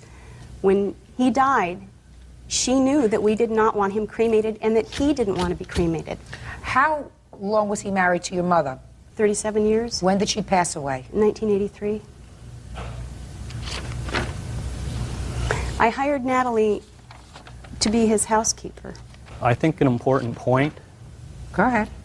I think an important point is that when my father was ill, we hired Natalie, my sister actually hired Natalie to take care of him. And in a 6-week period, they were married, and she produced a license with his name on it. And her license. With her name on it, and my father's name. And at that point, a bank that had all his funds and monies called us up, my sister, which was the power of attorney at the time, and said there's something funny going on. This woman is here, and she's liquidating Closing all of his accounts. Closing all of his accounts, getting all the funds out of his accounts. At that point, we contacted my father, and that's when he said, well, we just happened to get married. Okay. Miss Sell, after you married Mr. Sell, Yes. were you working anyplace else? Before I started working for him? For the last 7 years, since you were married to their father, you didn't work at all outside the home? That was a full-time job with Mr. Selb. Fine. So you didn't work at all outside the home? No, ma'am. Is that right? How were you supported? We lived on his retirement and my Social Security. How much was your Social Security? My Social Security, $472. And how much was his pension? His pension was $1,200 or something like that. And how much was his Social Security? 5 something.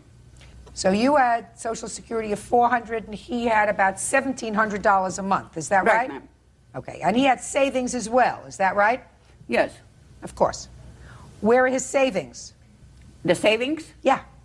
We spent most of it. Do you have any left? We have traveled quite a bit, ma'am. Oh, just a minute. Do you have any left of his savings? Yeah, I have $2,000. Good. That pays for the funeral. Thank you very much. That's all. Parties are excused. You may step out. The only thing I can say that I took care of their father for 7 years. My sister went there a couple of weeks afterwards, and she found the mail actually had been sorted through and gone through, his financial statements gone through. They wouldn't even answer the letters I have sent it to them. And now the next case. All parties in the matter of Langlois, step forward. 51-year-old office manager Vicki Langlois is suing her ex-husband, 36-year-old operations manager Jim Langlois, for medical expenses for the family dog. Miss Langlois, you and the defendant were married for 13 years. You were divorced officially, I believe, according to what I've read, in 1999. Correct. There was a dog. Jim's dog. Well, you say it was Jim's dog. There was a dog that lived in your house for a long time. The dog remained in your home. The dog became ill. You took the dog to the vet. Correct. There was substantial expenses for the dog in the amount of $1,817. The dog was ultimately put to sleep. Yes. And you want the defendant to pay those veterinarian bills. Correct. Okay, so I will hear you on why you think he is responsible for those bills. When he left in March of '99, he moved into a studio apartment where there was no pets allowed. I was left with the dog to care for it. Then, March of 2000, the dog became ill. I talked to Jim, and I explained to him everything that happened. He didn't disagree with how I handled it. I told him I would not be able to pay the bills, and he said that was okay, and he would take care of it. So I had brought the dog home with the understanding that I would have to give the dog intravenous feedings twice a day, which I did until April 25th, when he suddenly turned worse. I called Jim. I told him he wanted to see the dog. I brought the dog to him, and he returned the dog to me, and the next day the dog even got worse. I called the vet. She said there's nothing more we can do for him. How old was the dog? 12 years. And how old is your son? 12. So that the dog had been your son's companion as well. Yeah, his best friend. Okay, go ahead. And so Thursday night, the 27th, I believe it was, I called Jim at work. When I tried to discuss what was going on with the dog, he just wanted to talk about the divorce and all the other property issues that were going on. And he got abusive, and he wasn't even listening to me. I was telling him that Saturday morning was the appointment, and he got abusive and was swearing at me, and I hung up the phone. On Saturday morning, my daughter Kendra took me and our 12-year-old son to the vet, and we sat there with him while the dog was put down. Later, I talked to Jim about the money, and he said we would have to discuss it at the divorce hearing in June. When we got to the divorce hearing, his attorney asked that the two attorneys could talk outside of the courtroom and discuss some of the issues. The outstanding financial issues. Right, and the dog was one of them. My attorney said that Jim was denying it was his dog, and that I shouldn't waste $250 an hour. I should take it to of his time. I should take it to small claims court, and that's what I did. It is clear to me, Mrs. Langlos, that your 12-year-old son would have been devastated had his father left the house, and in addition to leaving the house, taken his dog. According to you, the dog was his best friend. Mm-hmm. So it wasn't that you were dog sitting for the defendant's dog. You kept the dog because it was the family dog. Whoever purchased it, paid for it. I have a dog. When she's a very, very good dog, my husband says it's his dog. When it poops in the house, it's my dog. The issue of whose dog it is not relevant to this. Your former wife claims that you indicated to her that you would, at one point, take care of the veterinary bills. Let us assume for the moment that you did say to her, I'll take care of it, whatever the bills are. And I don't even have to make a judgment on that. There did come a time that you went to the Supreme Court to resolve all issues of money involving your marriage. According to you, Ms. Langlos, the issue of the dog's bills was raised by the attorneys in that proceeding. Outside of the judge. It doesn't make any difference. Correct. It was part of the negotiation. You did the right thing by keeping the dog and taking care of the dog. Your problem, Mrs. Langlos, is this. There must be finality when parties divorce. And that is usually as of the day that a final judgment of divorce is rendered. Everybody is there, and they throw all the marbles on the table, and they say, listen, this is what we got. This is what our bills are. This is what our expenses are. This is what our assets are. We're going to divide them. We're going to divide them in an equitable fashion, and that's what you pay a lawyer for. That was clearly done. So all of that was before the court, or should have been before the court. Now, you understand that, Mrs. Langlos. I know that from the way you're shaking your head, you understand that. Because ultimately, each of you has to know, this is the date that my financial obligations are fixed, both for child support, for maintenance, for alimony, for outstanding credit cards, for outstanding bank loans. You can't keep this thing going forever. It's not healthy. Mm-hmm. I agree. According to you, and I'm just taking what you tell me, your attorney did in fact raise the issue at that time. You were given bad advice by your attorney. If your attorney did indeed say to you, deal with it later, that's very bad advice, because your marriage terminated and these bills were incurred prior to the stipulation and settlement and the judgment of divorce. Unless your former husband believes that you should voluntarily contribute to the dog's vet bills, he is under no legal obligation to do so. Just for my own sake, you want to tell me, Mr. Langlois, how much you pay in child support for your son? I believe it's $961 a month. Do you pay maintenance to your former wife, in addition to the child support? Yes. And how much do you pay in maintenance? 1,000 something. It's a little over 1,000, 1,027. Are you currently current in your child support and maintenance? Yes, my child support and spousal support comes directly out of my work check. Do you see your son? Visit him? Not now, I don't. Why not? We have issues that we're working out through court right now. So there are ongoing issues of visitation? Mm-hmm. So you're still paying lawyers? Yeah. Yes. I am. She's not. She doesn't have a lawyer at this time. I do. Well, that's unfortunate. No, that's not true. I do have a lawyer. Yeah. Okay. Whether you have But a yes, lawyer, we I have his letter that says whether you have a lawyer or not, it's really unfortunate that you can't put a period and start having some sort of normalcy to your lives. That's really very unfortunate. Fair. In any event, Ms. Langlois, all financial issues were resolved in your case in June of 2000, so your lawsuit... All right, there's a rather complicated fact pattern in this case, so let me see if I understand it. The defendant is your brother. Yes. About 2 years ago, your brother had just been released from jail and came to live in your father's home. Yes. This is your father? Yes, it is. Within a day or so after his release, a probation officer came to the house to check up on him, and the probation officer came unannounced. Yes. And that was a condition of your probation. Yes. What had you been in jail for? Possession of methamphetamines? Drugs. Yes. And when the probation officer arrived, the probation officer found your father smoking marijuana. Yes, in his room, Your Honor. Shh.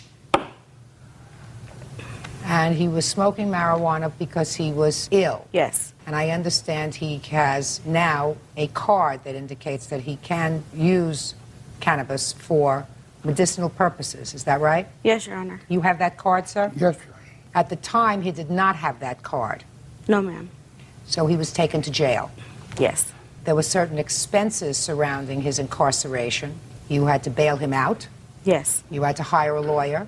Yes. And you say that your brother agreed to repay you for these Yes. costs because, but for the fact that he was in the house, you felt as if he was responsible. The probation officer wouldn't have been there, your father wouldn't have been arrested, and you felt as if it was his fault. Yes. Would you step up, sir?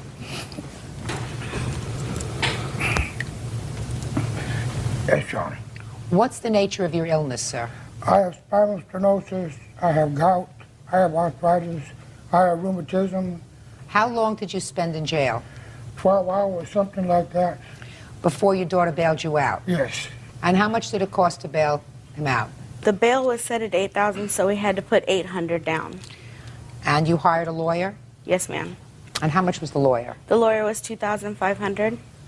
You have receipts for those two things? Yes, I do.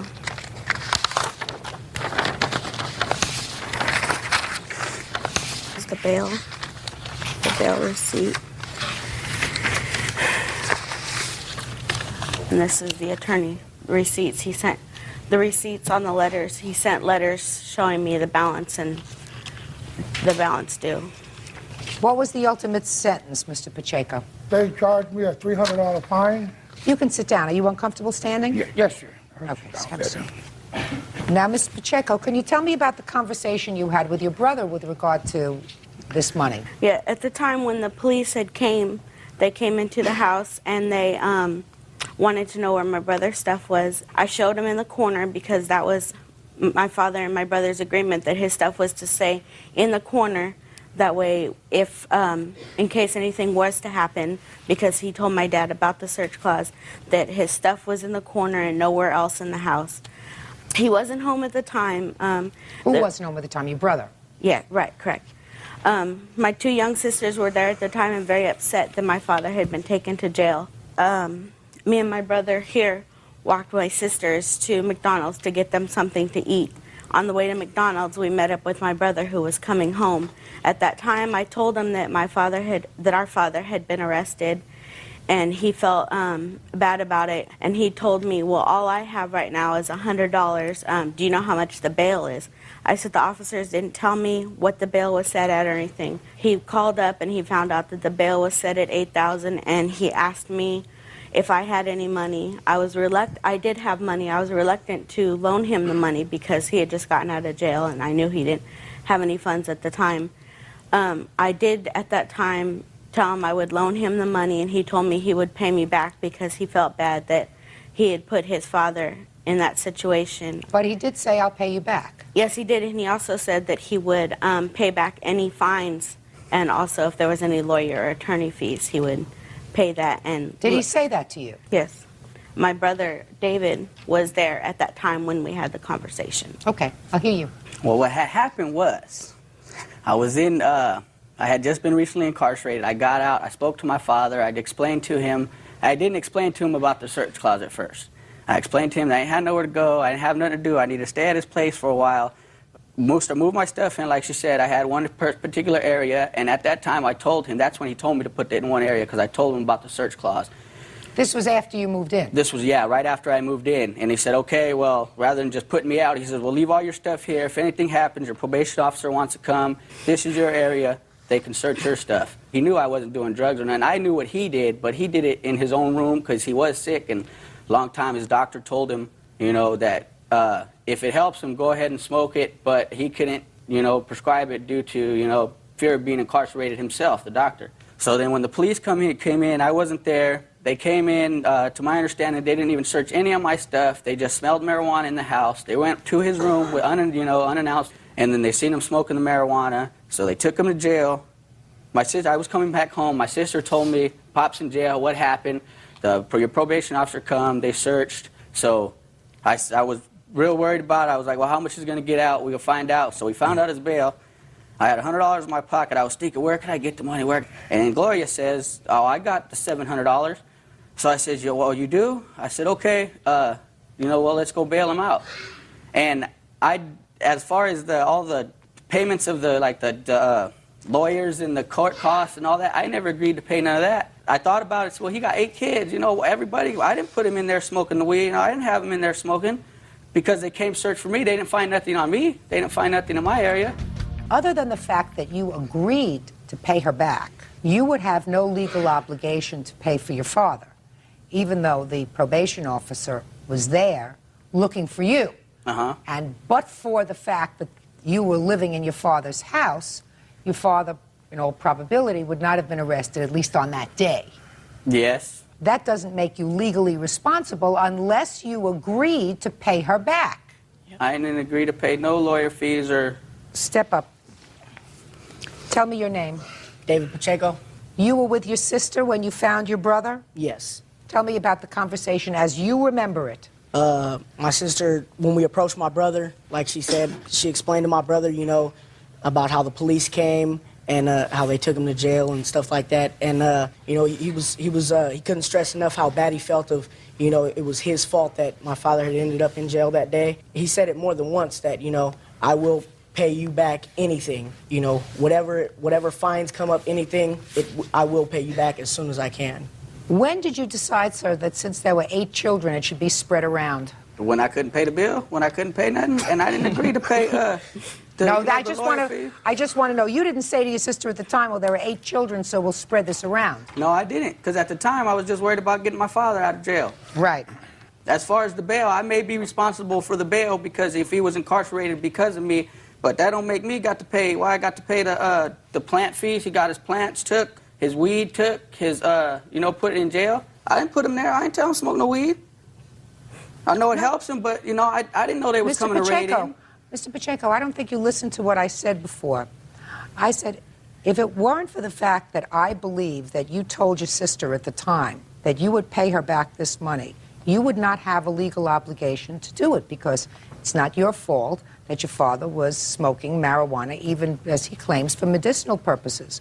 But I can imagine how badly you felt at that moment when you found out that your father had been taken to jail. Yes, of course. That you felt terrible, and you said, let's do whatever we can to get him out, and I'll take care of the bills, but I don't have the money now. I mean, that sounds logical to me. Well, later on, perhaps. We didn't even discussed anything about the lawyer fees or anything till after that day anyway. Now, when I told my father, let me know what's happening and I'll do whatever I could do, but I say I will pay it, and then when he starts coming at me with $2,500 for a lawyer, you know, I'd have got a public pretender. Public pretender. I never heard them referred to as a public pretender. I've seen some of them work. Some of them are pretenders. That's what I say too. But see, you get that from the state. I mean, you know, why I'm a public I wouldn't get pretender. no That's a new one. $2,500 I've got on a to lawyer. send that one to the Bar Association. Judgment for the plaintiff in the amount of $3,600. That's all. Parties are excused. You may step out. I ain't tell him go get no lawyer, tell him to, you know, go hire this high-priced lawyer and get all these fines. I never agreed to none of that. Sometimes family, they might say something at the time and not mean it, but you just have to pursue it. And now the next case. All parties on Clay versus Markham. Step forward, please. 50-year-old respiratory therapist James Clay is suing 30-year-old former teacher's aide Don Markham. James says during his family stay at a hotel, Don injured his daughter in the pool. Mr. Clay, I understand that you were at a motel with one of your daughters. 2 of my daughters, yes, ma'am. And it was a nice day, and you and your daughters were in the swimming pool. My 2 daughters were in the pool, and my wife was supervising them. And at the same time, the defendant was in the swimming pool. Yes, ma'am. You were there with a group of people? Yes, I was there with a school group. I was a room chaperone. You were the chaperone? Room chaperone, just for the evenings in the room. According to your complaint, Mr. Clay, the defendant injured your 11-year-old daughter. Yes, Your Honor. Were you present when that happened? I was not present. Who is a witness to what happened? My wife. Could you step up, please? Mrs. Clay, tell me what you observed. Well, Mr. Markham was in the pool. He was in the middle of this group. He was picking people up and throwing them. He'd throw one this way and one that way, and, you know, just every direction. And some of the other mothers and I were looking at each other like, this isn't right. He's going to hurt somebody. This is an accident that's going to happen. And it did. Well, tell me what happened. Well, he picked up a young man, threw him. My daughter was close to the... How did he throw him? Like that, through the water. You know, hurling and then down on my daughter's left shoulder. Pushed her under the water. And she came back up and her shoulder was obviously hurt. Well, what did Mr. Markham do? Well, I looked right over at him and he just kind of shrugged his shoulders and didn't say anything. Did you take your daughter for any treatment? We went back to the room, got dressed, and subsequently went to the hospital, the ER. Do you have any papers from the emergency room? Yes, ma'am.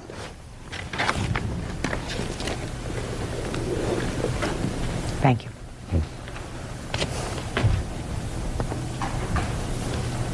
Laura, would you like to step up with your mom and dad? Sure.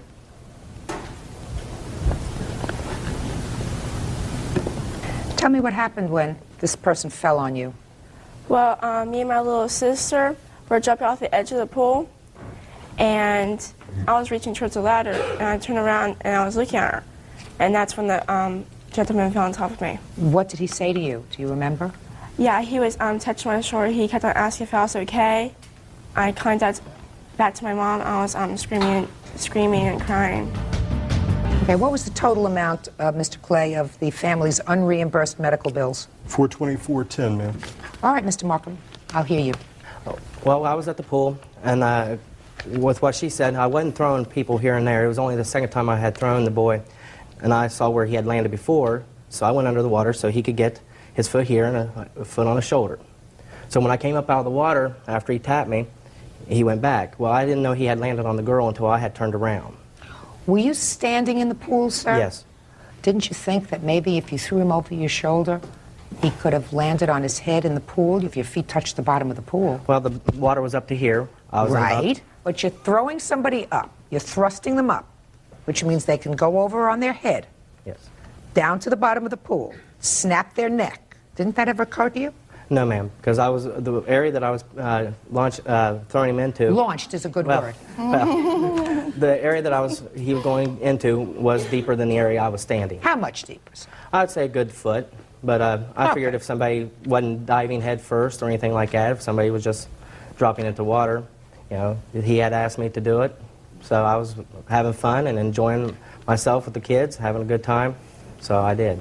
Well, that was pretty stupid, wasn't it? Looking back at it now, yes, but... Well, why didn't you follow through with these people with regard to seeing whether she was injured?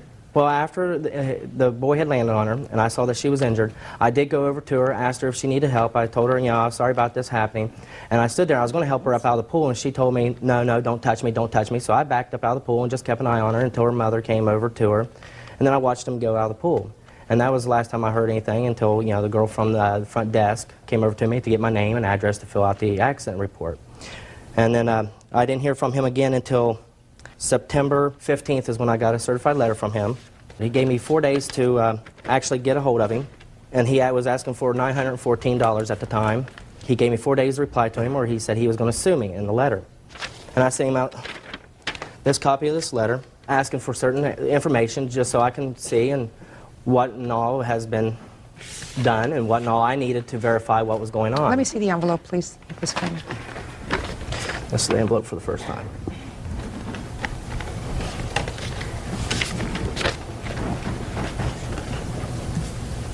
Mr. Markham, well, you talk here in terms, sir, of your level of responsibility, but what do you mean, my level of responsibility? I know as myself, I have a deductible amount, but I never heard of a deductible amount being so high, so I thought, Okay, so well, you're talking about the level of your financial responsibility. Yes. Not that you don't have bear responsibility for the actions that you caused. Right. You know, even though, you know, like I said, it was an accident, but I was willing to work with the gentleman. That wasn't an accident. That wasn't an accident. An accident happens when sometimes there are unforeseen circumstances. I don't view this as an accident. You are a mature adult. You, by your actions, dealing with the kids that you were supposed to supervise, caused her injury. So there's no question about your responsibility. The only question is how much. Now we know that just the money part of your responsibility is $424.10 with regard to out-of-pocket expenses by the plaintiff. Is that what you believe is your level of responsibility? Yes, ma'am. And what about the discomfort and the pain and suffering suffered by the victim? Don't you bear any responsibility for that? Well, I feel for her circumstances, and I don't know what if there is a amount you could put on. That's what courts do. Courts put on an amount. Right. Yes, ma'am. What were you doing that summer? Were you still in school on June 11th? No, actually, I went on a camping trip with my dad and my little sister. Right afterwards? No, we had to wait at least for the rest of the month.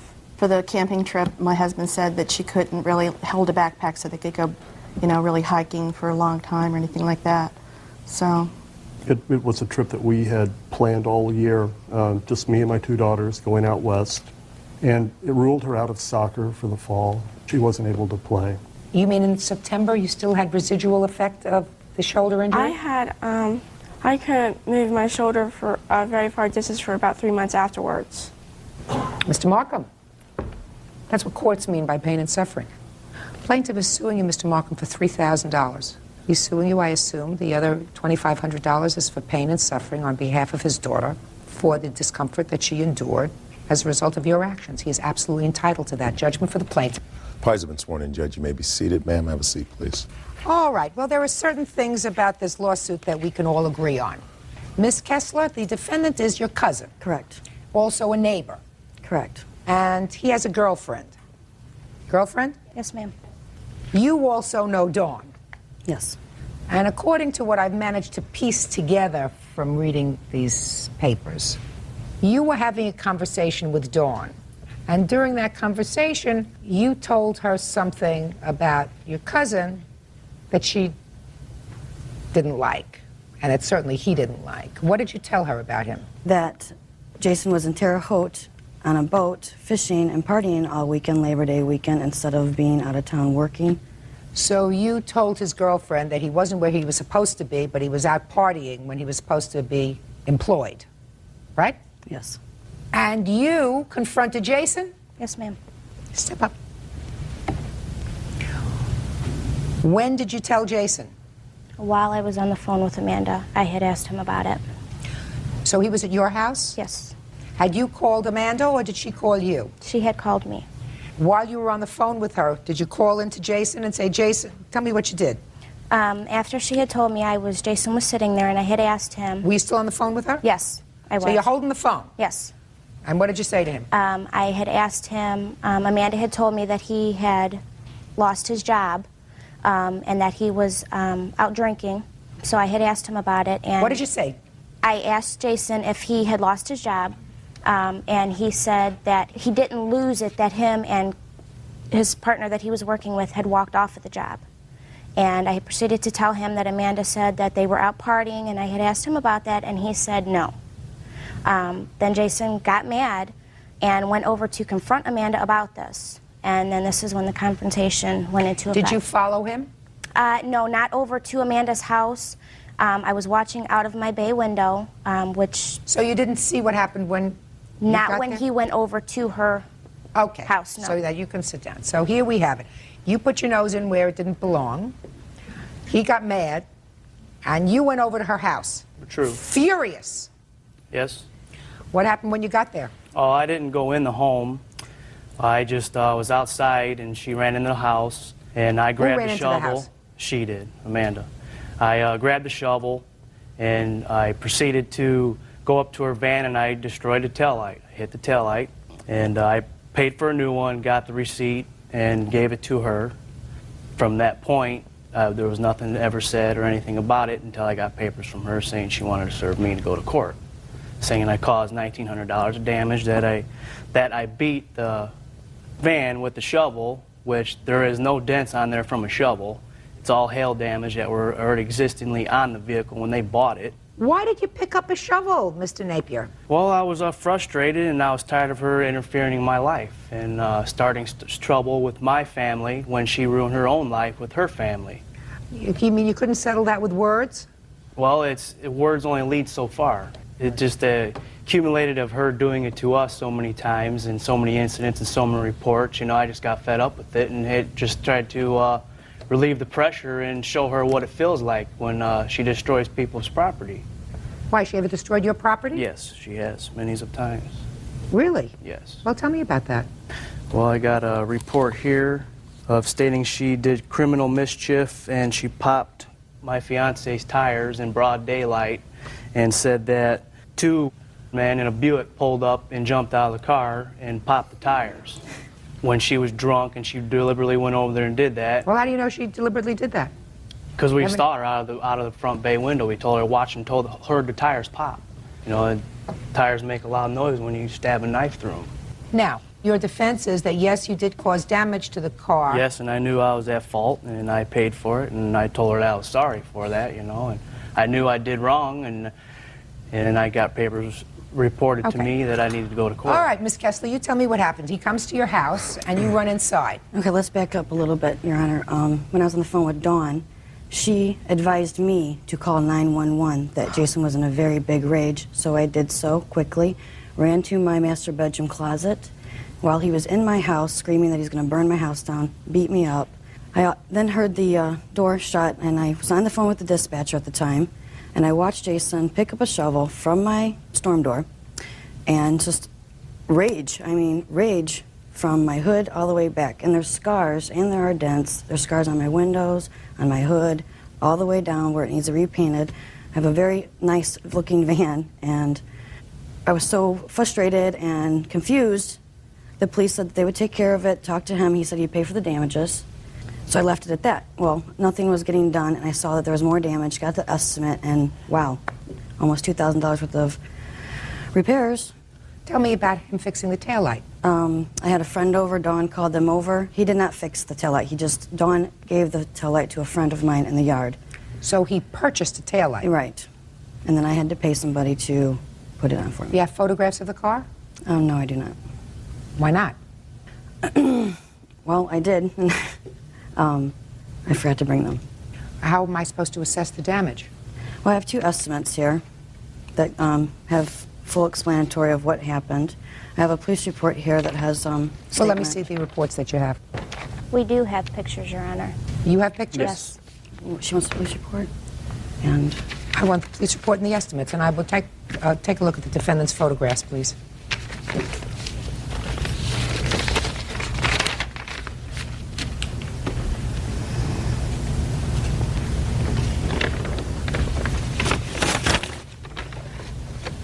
Now, Dawn, you did not witness this, is that right? Yes, I did. You said you were in the house. Yes, I witnessed it through my bay window, which her van, she has pads that that come up into the side of my yard, which is right in front of my bay window, and I witnessed the whole thing. Now you're showing me these photographs, sir. And if those were created by a shovel, they'd be a lot It would bigger have done than that. a lot more damage than that. This one certainly looks as if it's an absolutely fresh scratch with a dent. Want to take a look at that on the hood? Right. He never went to the front of the vehicle. He Yeah. stayed at the end. When the police came, the shovel was still by the tail light, halfway in the yard and on the sidewalk. He hit the tail light, dropped the shovel, and he proceeded to leave. You're also presenting a bill here that talks about front lamps, front bumper. He hit my van about 22 times. Well, if he hit your van about 22 times, then you should have, clearly, some evidence to demonstrate that. Certainly this caused substantial damage. Right, that was at the end of his rage. This is not damage. That's what your van looks like now, right? Right. There's scars all the way up and down. The Oh, but window's scarred. You don't see that here. What you're saying is those scrapes and dents were not caused by a shovel. Right. Well, if you pick up a shovel and you cause this kind of damage, you see more than just a scrape. Right, right. Doesn't that seem logical to you? Seems logical to me. Especially with the anger that he had in him to do little dents like that. I mean, how much did it cost you, Miss Kessler, to have the tail light fixed? I paid a gentleman $10, a friend of mine, just to install it for me. Miss Kessler, why is it that you felt it necessary to tell Dawn about your cousin's Labor Day foray? I didn't call her purposely for that. Dennis called in on call waiting while I was on the phone with Dawn, and then he told me this information. I popped back over on Dawn and said, well, that was Dennis, and she said, what's going on? And I gave her just facts, that Jason was in Terre Haute on the boat instead of at work. You see, Miss Kessler, what happens is when you stick your nose in somebody else's business, something's going to happen. I mean, what did you think? Jason was going to thank you for outing him with his girlfriend? Did you think he was going to be happy about that? That he's out fooling around on a weekend when he's supposed to be working? In any event, I think you better settle your differences, because if you're not only cousins but neighbors, this kind of stuff is absolutely ridiculous. You say it cost you an additional $10 to have it installed? Correct. That's the judgment. Judgment for the plaintiff for the amount of $10. That's all. Parties are excused. You may step out. It was wrong for her to call over there and start stuff with my fiance and try to get me into a predicament that shouldn't have been escalated into. I would like to move on with life. And now the next case. All parties on York versus Morash. Step forward, please. 64-year-old retired postal worker Beverly York is suing her son, 39-year-old mover Leonard Morash, for a loan to pay outstanding court fines. Leonard says his mother told him he didn't have to pay it back. According to your complaint, your son was incarcerated. What were you in jail for, sir? A felon in possession of a firearm, ma'am. And he had served his time on that charge, but it appeared that he had some outstanding parking tickets or outstanding driving tickets. Is that right, sir? Outstanding fines, Your Honor. What kind of fines? For a little criminal activity of possession of cocaine, possession of marijuana. And what were the fines for? Court fees? Yes, ma'am. That you hadn't paid? Correct. And how long? Several years. Not terribly responsible. So that you were contacted in order to find out if you would put up the money to pay those fines so that he could get out of jail. Correct. You agreed to do that, according to you. You made a loan to him. $705. $705. He got out of jail, didn't pay you. Correct. Who contacted you? At first, my son contacted me. From prison? From prison. And he asked if I would loan him the money. And he has made several loans in the past that he has never paid me back. And this time I said no. And then he called later on from his counselor's office, and he wanted me to speak with his counselor. And his counselor advised me that he had changed and thought that it would be a good idea if I helped him out. How long were you in jail, sir? I was in there for about 3 years. You were anxious to get out? Yes, ma'am, I was. How long would you have had to remain in jail if your mother hadn't paid the fines? It might have been like 6 months. So you were looking at another 6 months? Correct. Now, you did call your mother initially. After she finished speaking with your counselor, you spoke to her. Is that right? Yeah, she was a little leery of doing it in the first place. And what did you tell her? I said that I would come back to live with her and be with my son. Your mother has legal custody of your son? Yes, she does at this point in time. Well, she has for a long time, I assume. Correct. I have been in and out of his life. How long have you had legal custody of your grandson? Since he was a year and a half old. That's you, right? Yes. You like living with your grandma? Yes, I do. Treats you good? Mm-hmm. By the way, do you want to be in here or would you like to wait outside? How do you feel about it? I'll stay in here. You sure? Mm-hmm. Okay. So you told your mother that you would come back to live with her. Yes, I did. Did you go back to live with her? No, I'm residing in Concord now. I have a good job there and a beautiful apartment, and I'm with my wife. And she doesn't like the fact that I'm with my wife. But she had told me prior to that I did not have to pay her back as long as I was with my son. Well, when did she tell you? Okay, so let's go back. When did she tell you that you didn't have to pay her back? During a visit at the halfway house that I was in, after getting out so I could get back into society and conform and just do the right things. And she had visited me with my son, and it wasn't about the money issue. It was about me being back into my son's life and him having a father, and which I always tried to do. My mother's very controlling and overbearing at times. She can't control you while you're in prison, sir. What did she say to forgive this loan? She said to me, it's not about the money, Lenny. I just want you to come back into your son's life and take care of him, have responsibility for him. And I've always wanted to do that, but I have my crosses that I bear. I've made mistakes in my life. Okay, so what did she... I just want to carry on. So what was the arrangement? The arrangement was that you would come back to live with her, correct, be in your son's life, mm-hmm, and if you did that, she would forgive the loan. Right, and not go Just back a second. to my... Hold on. Did you go back to live with her? No, I did not, ma'am. Well, if you did not go back to live with her, sir, you still owe her the money. Now, you were married at that time? I've been married for 3 years. So instead of going and living with your mother, you went back to your wife? Correct. Well, do you think that you breached the agreement with your mother? No, I don't, because I believe she had said that I didn't have to pay her. She said you didn't have to pay her if what?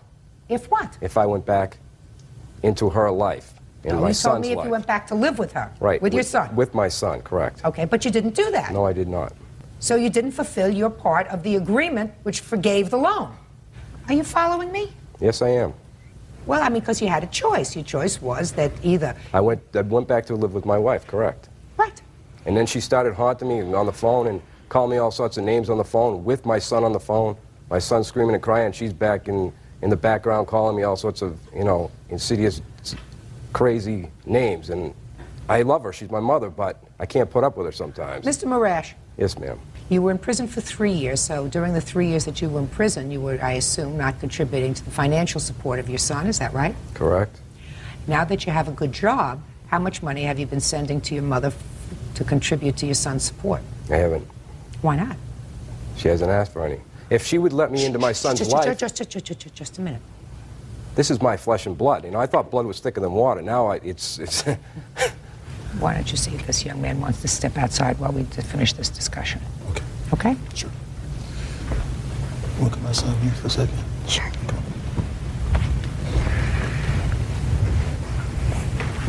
How you doing? Fine. Come on. Go like this way. Okay. Your grandson is what, 11? He's 10. He's 10. I assume that the reason that you have legal custody of your grandson is because not only was his father incapable of taking care of him, but his mother as well. Correct. Is his mother alive?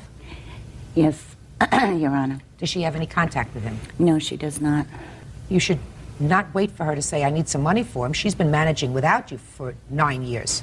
You should say, now I have a good job and I want to become an active member of society and fulfill my responsibilities, so for my good job, I'm going to send you $100 a week, $200 a week. I'm going to try to make up for what I haven't sent you over 9 years. Instead, you continue to bleed her. You should bless her every day. She took over your responsibility for 9 years. I mean, you may be angry. You may think my mother's controlling. She sets the times that I can see my son. She wants me to only see him at her house. All of those things. Does that sound familiar to you? Something like that. I would too. She's right to say to you, you'll see him on my terms until I'm sure that you're going to be a positive influence in his life. You're not going to be here today and gone tomorrow. Yeah, but I also understand that a father should be in his son's life irregardless of mistakes or, things. It's the way it should be. Well, I have a lot, that? I have a lot to offer him. What do you have to offer him? Friendship, love. companion, being his father. Fathering a child takes a second. That doesn't make you a parent. She's his parent. Mother and father. You weren't there when he had the measles, the mumps, the chickenpox if he had, when he had strep throat, when he had an upset stomach, when he had to do his homework, when he had problems with a classmate, when somebody made him feel badly in school because his father was in jail. You weren't there. She was. You have to prove yourself to not only your son, but to your mother as well. And you're going to start proving yourself by paying her what you owe her. Judgment for the plaintiff in the amount of $705. That's all. Thank you, Parties Your are Honor. excused on the calendar in the matter of Wilson versus Pierce. Parties have been sworn in, Judge. You may be seated. Folks, have seats, please. Miss Wilson, according to what I've read, you knew the defendant through a niece of yours. Yes. The defendant had 2 children, and she found herself pregnant. Yes. And had very little money. So far correct? No, ma'am. Had a lot of responsibility. Yes, ma'am. But it was financial responsibility. And a decision was made between the 2 of you that you would take the baby, right? Yes. Yes. According to you, you kept the baby for 2 years. Yes. Little girl? Yes. Raised her in your home. Yes. With the expectation that you were going to be keeping her. Yes. And then you had to register her for daycare. You notified the state that her survivor's benefits, because her father was deceased. Yes, her father was deceased. Should be transferred to you. Yes. And that when Miss Pierce found out that you had done that, she came and took the baby back. Yes. And you want to be compensated for the 2 years that you supported this child. That's what your lawsuit is about. Yes. Right? It is correct, Judge Judy. Miss Pierce, according to you, nothing could be farther from the truth. Miss Wilson did not raise this child. The child lived with you always. Yes, ma'am.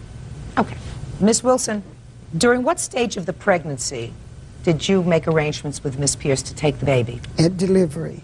At delivery? At delivery. Were you in the hospital when the baby was born? Yes, I was. Do you have any other children? Yes, I have 6 other kids. Are they all grown? No. How old are they? Starting from 4 to 14.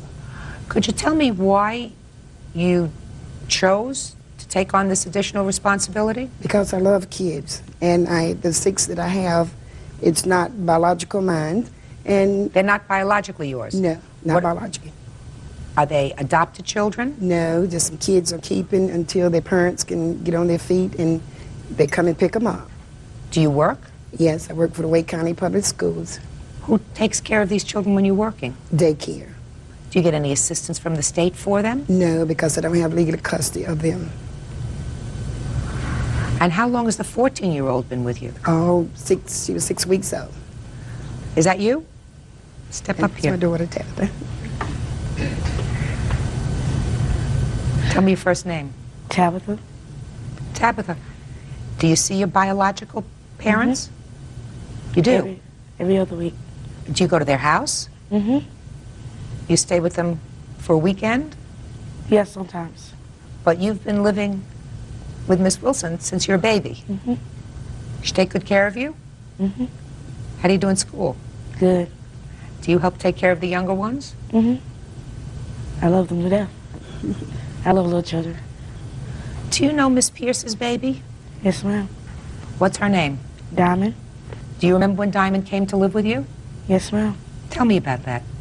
She had called us to come to the doctor because she was about to deliver Diamond. So I went with my mom, woke me up, we got dressed, and we went to the hospital.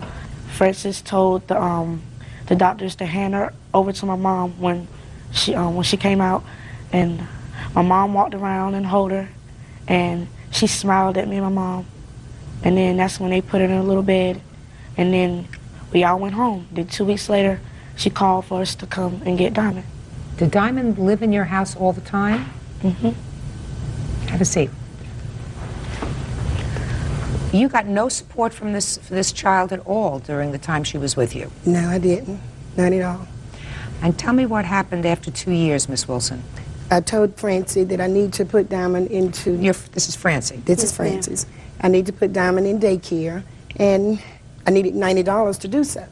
And, well, that didn't work. So I went down to Social Security, and filed for Diamond's SSI to come to where Diamond lived, which is my address. I had that done, and then I went back home. In about 2 hours, I called Frances and told her what I had done, and if she rejected, I wouldn't get it, but if she didn't, I would get it for Diamond. And she said, no, you can't, because this is what I need over here. But I said, well, Diamond don't live over there. Diamond lives here. So I'd say an hour, 2 hours, the Raleigh police come to pick her up. That was April the 28th this year, 2000.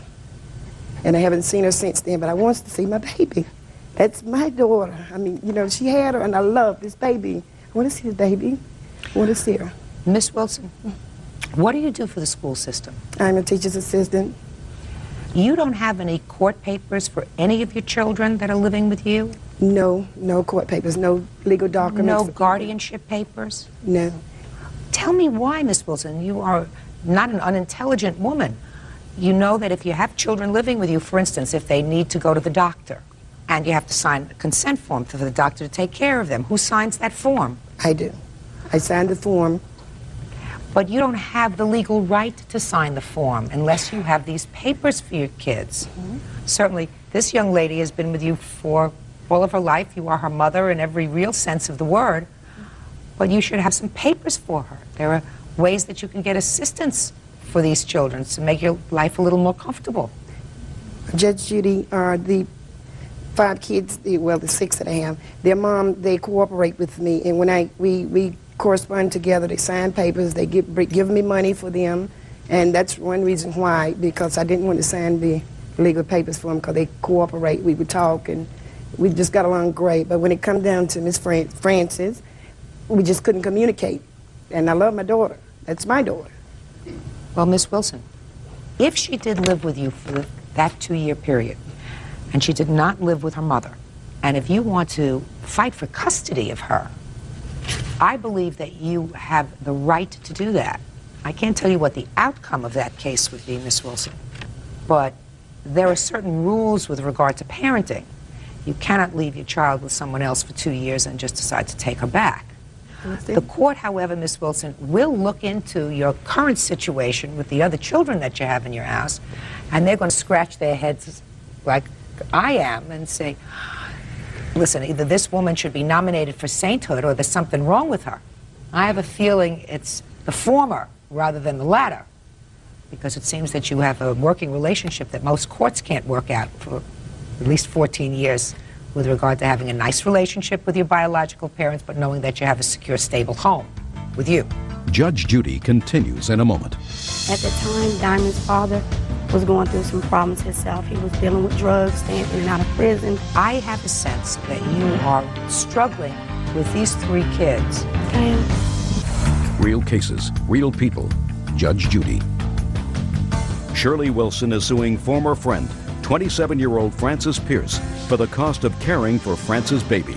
All right, Miss Pierce, let's hear your side of the story. Yes, ma'am. I was introduced to Miss Wilson. I was 6.5 months pregnant. At the time, Diamond's father was going through some problems himself. He was dealing with drugs, staying in and out of prison.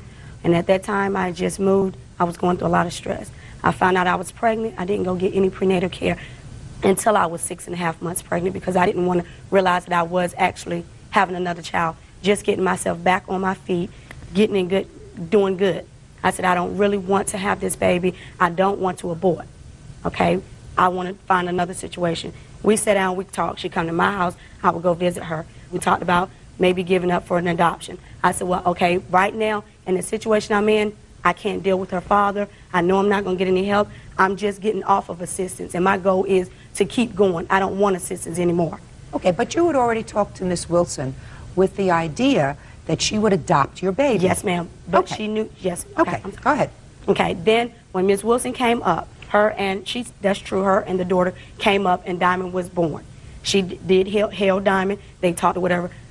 After that, I did not see Miss Wilson anymore till Diamond was like maybe 3.5 weeks old. She did not keep Diamond. Diamond went with Felicia Wilson and her mother. Social service paid them to keep them, because at that time I was working at Winn-Dixie and I was cleaning buildings at night. What happened after 3 weeks, Miss Pierce? I went to work. I went back to work. And started who back took working. Diamond after 3 weeks? She stayed in my home, but Felicia Wilson and her mother social service paid them to keep her while I worked. Well, tell me under what circumstances she started to stay with Miss Wilson. Miss Wilson came by and said her school donated a whole bunch of clothes and stuff for Diamond, brand new clothes. She said, Francis, I understand the situation you're in. She said, we'll sit down and talk about it. Right now it's probably not the right time to talk about it. She said, but I will agree to let Diamond stay in my home if you need it. I said, well, right now I don't really need her to stay overnight. I just need help with daycare until they will approve me to get it, because at that time my assistance was ran out. I wouldn't even be able to apply for any more. When Diamond got 9 months old, she said, I'm attached to her and I cannot let her go. If we want to do it another way, we can do it. If you don't want to do it the legal way. And I told her I wouldn't do it the legal way because I felt guilty with myself. I can't give her up like that because she got sisters and brothers, and it will break their heart. When she leaves to go over there for the weekend or during the day, they run to her. They want to go with Shirley. Shirley has taken them with her. And she has babysitted my other 2 kids while I work. And I work down the street from her apartment, cleaning. She would come and get my kids.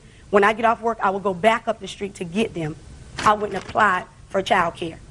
They approved me child care for all of my kids under the agreement if I went back and got some trade in school. I did. Went to CET and graduated in medical billing. Where was Diamond living from the time she was 9 months old?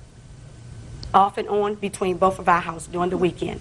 She stayed with me during the week. You don't mean during the weekend? During the week, Diamond stayed in my home. If she wasn't there babysitting with them, she stayed because Ms. Wilson worked at school. She's a janitor at Wake County.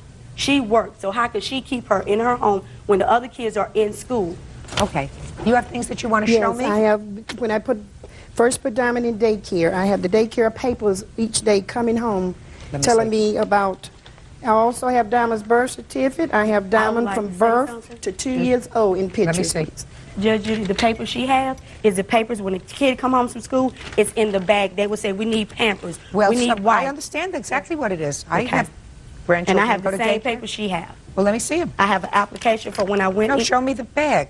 No, I don't. It's a bag. It's a book. You know, your bag pack. I understand that. Show me the stuff that came out of the bag that says you picked her up from daycare. I don't have. She ran on a van. She rode on a van. Transportation was provided for Diamond in her cubby bag. Everything wherever they say her daily. She did this today. She ate this today. We need Pampers. We need wipes. Yeah, I know that. Please send. No one had to sign for that. That was just a daily routine for them. I understand that, but she has it in her possession. Because when she would call and tell Mr. Mills, I'm coming to pick Diamond up, he would give her the whole bag with the Pampers and everything So in it. she came to pick the child. Yeah, in the evening, yes. She came to pick the child up in the evening. Yes, ma'am. After she would call me. Just a second. If she was picking her up in the evening, that suggests to me that she slept at her house. Sometimes, yes, ma'am. Okay. Judge Judy continues in a moment. She went back and had Child Protective Service put on me, Social Security. They cut my daughter's benefit. I could not afford to pay her daycare. They was not only just helping her go to daycare, they was helping my other 2 kids. Real cases, real people. Judge Judy. Shirley Wilson claims 27-year-old mother, Frances Pierce, owes her for 2 years of child care. So she slept at her house, according to these papers, at least half the time. No, ma'am. You know, according to these papers, if she were picking her up in the evening. Judge Judy, can I explain something? Yeah. The way that it works in Raleigh, if I'm at work, I have to sign a statement stating who's authorized to release my kids off the van, which at that time was Mr. Napoleon Mills, was my fiance. He's not your fiance anymore? No, ma'am. He, at that time, had to work himself. So she will call me and say, Francis, I'm going to come by. I will call Napoleon. Shirley's coming by. Just give her the bag. Everything is in the bag. Okay, Miss Pierce, right now we have the following problem. We have a problem with Miss Wilson and your daughter Diamond, who were clearly attached to each other, not seeing each other since April 28th. For whatever reason, for whatever anger you may have with each other. None. I don't have any anger towards her. Great. You got attached, she got attached. There was a time in the beginning that you were going to let her adopt this child. Yes, ma'am. She, even for a short period of time, was laboring under that assumption until you felt as if you couldn't do it legally, according to you, but you would do it in spirit because she could come and take her whenever she wanted to, and she could be as an involved parent as she wished. So she was really doing a good thing because you were at a stress time. But right now your daughter has an attachment to her, and it's not the right thing for her not to see her. It's not the right thing. I understand that. It was just the fact that I didn't like the procedures. After I told her no, she went back and had Child Protective Service put on me, Social Security. They cut my daughter's benefit. I could not afford to pay her daycare. If she didn't go, they was not only just helping her go to daycare, they was helping my other 2 kids. When they take one out, that means the other 2 come out. That means I have to stop working. I got to depend on other people. I explained that to her. I had to go to legal aid, get lawyers and things. Okay. I mean, I understand what she's doing. I have no problem with her seeing Diamond. Diamond loves her to death, but I just did not like the fact that she did not ask me for $90. I paid $191. So giving her $90 ain't no big thing to me. But why should I give it to her when she worked the same time I do? You have no problem with Diamond spending some time with Miss Wilson as During she the day, had. not overnight. Okay? Okay, that's fine. Great. All right. Love that. Now, are you going to be able to work out informally Diamond spending, say, the weekends at Miss Wilson's house? The weekends. Her biological grandmother has her for the weekends, on the weekends, because they don't have no bond since her father's been dead. So you mean just recently she's been spending time with her biological grandmother? Yes, ma'am, she has. Judge, she don't know her biological grandmama. That's why she's spending time with her grandmother. Okay. Because her father and his mother never got along. She's going through a thing herself. She's not going to live too long. And I feel my commitment to her is to let her at least bond with her biological. I don't have a problem with her seeing her. She knows her biological grandmother. She took her down to her biological grandmother's house to visit her. Miss Pierce, I have a sense that you are struggling, doing well, but struggling with these 3 kids. I am. Because if Diamond's biological grandmother didn't bond with her because she didn't see her for 2 years, and now Diamond is not with Miss Wilson on the weekends, so you really needed somebody else to fill in. So you're getting, so the biological grandmother is a very good vehicle to fill in. That's not right for Diamond. No, that's not the way it was. That's not right for Diamond. Well, that's pretty much what you said. She said she hasn't bonded with her biological grandmother, so now she's doing it. Because of her father. Well, how long is her father dead? He's been dead for 2 years. He's been dead for 2 years. Yes, ma'am. So for the last 2 years, she hasn't been seeing Diamond every weekend. No, she's been seeing Diamond off and on. Ms. Wilson set it up to her. Off and on. Yes, ma'am. Not every weekend. No, ma'am. Judge Judy will continue in a moment. So you make arrangements with Miss Wilson. Do it. Because I have a sense that if she believes that Diamond is being well taken care of. I don't, Judge. Well, if you don't, then you have to do something, Miss Wilson. Okay. If you What should I don't, then do? I've told you what you have to do. Okay, I'll do that. If you think that this child is being shifted around from place to place because Miss Pierce is really overwhelmed, you have a responsibility to this child. And your responsibility is to proceed for the first time, at least, in a legal, formal way. Okay. You have to do that. But as far as this case is concerned, you did not have a formal arrangement with her for support for Diamond. So you're going to be unsuccessful. She didn't have any money anyway. The problem is, if you're going to proceed in a legal fashion by going to court, there is going to be a battle. Maybe, maybe not. If you are not going to proceed in a formal legal way, but want to continue to see her when her mother says that you can, then you have to maintain a good relationship with her. Okay.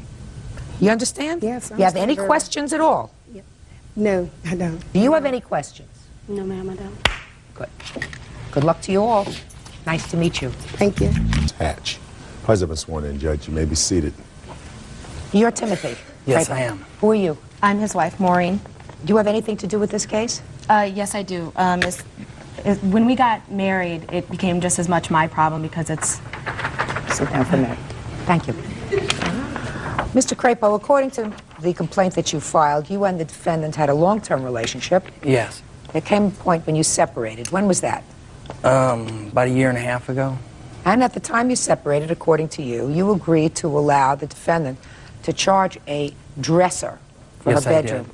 on your credit card. Yeah. She did charge a dresser and she paid that off. But then, according to your complaint, she went back and bought a whole bunch of other stuff that she has not paid for. Not a dime. Okay. When did she, according to you, purchase the items that she didn't pay for? I got 3 receipts here, $426.99 at 10:40. Valley Hatch went in, charged $141.13. 10:43, 3 minutes later, $997.45 was charged. Then 11:20, probably before she even got home, she turned around and went back and charged $393.73. What's the total amount of the bill? Well, comes out, when I first got the bill, it was 15 something. It was in 1 year, no interest paid. She kept telling me she was going to pay it off. Okay, just a second. The recent bill. So when you first were notified of these charges, yes, did you call her? I didn't know how to get a hold of her, so I went to her work.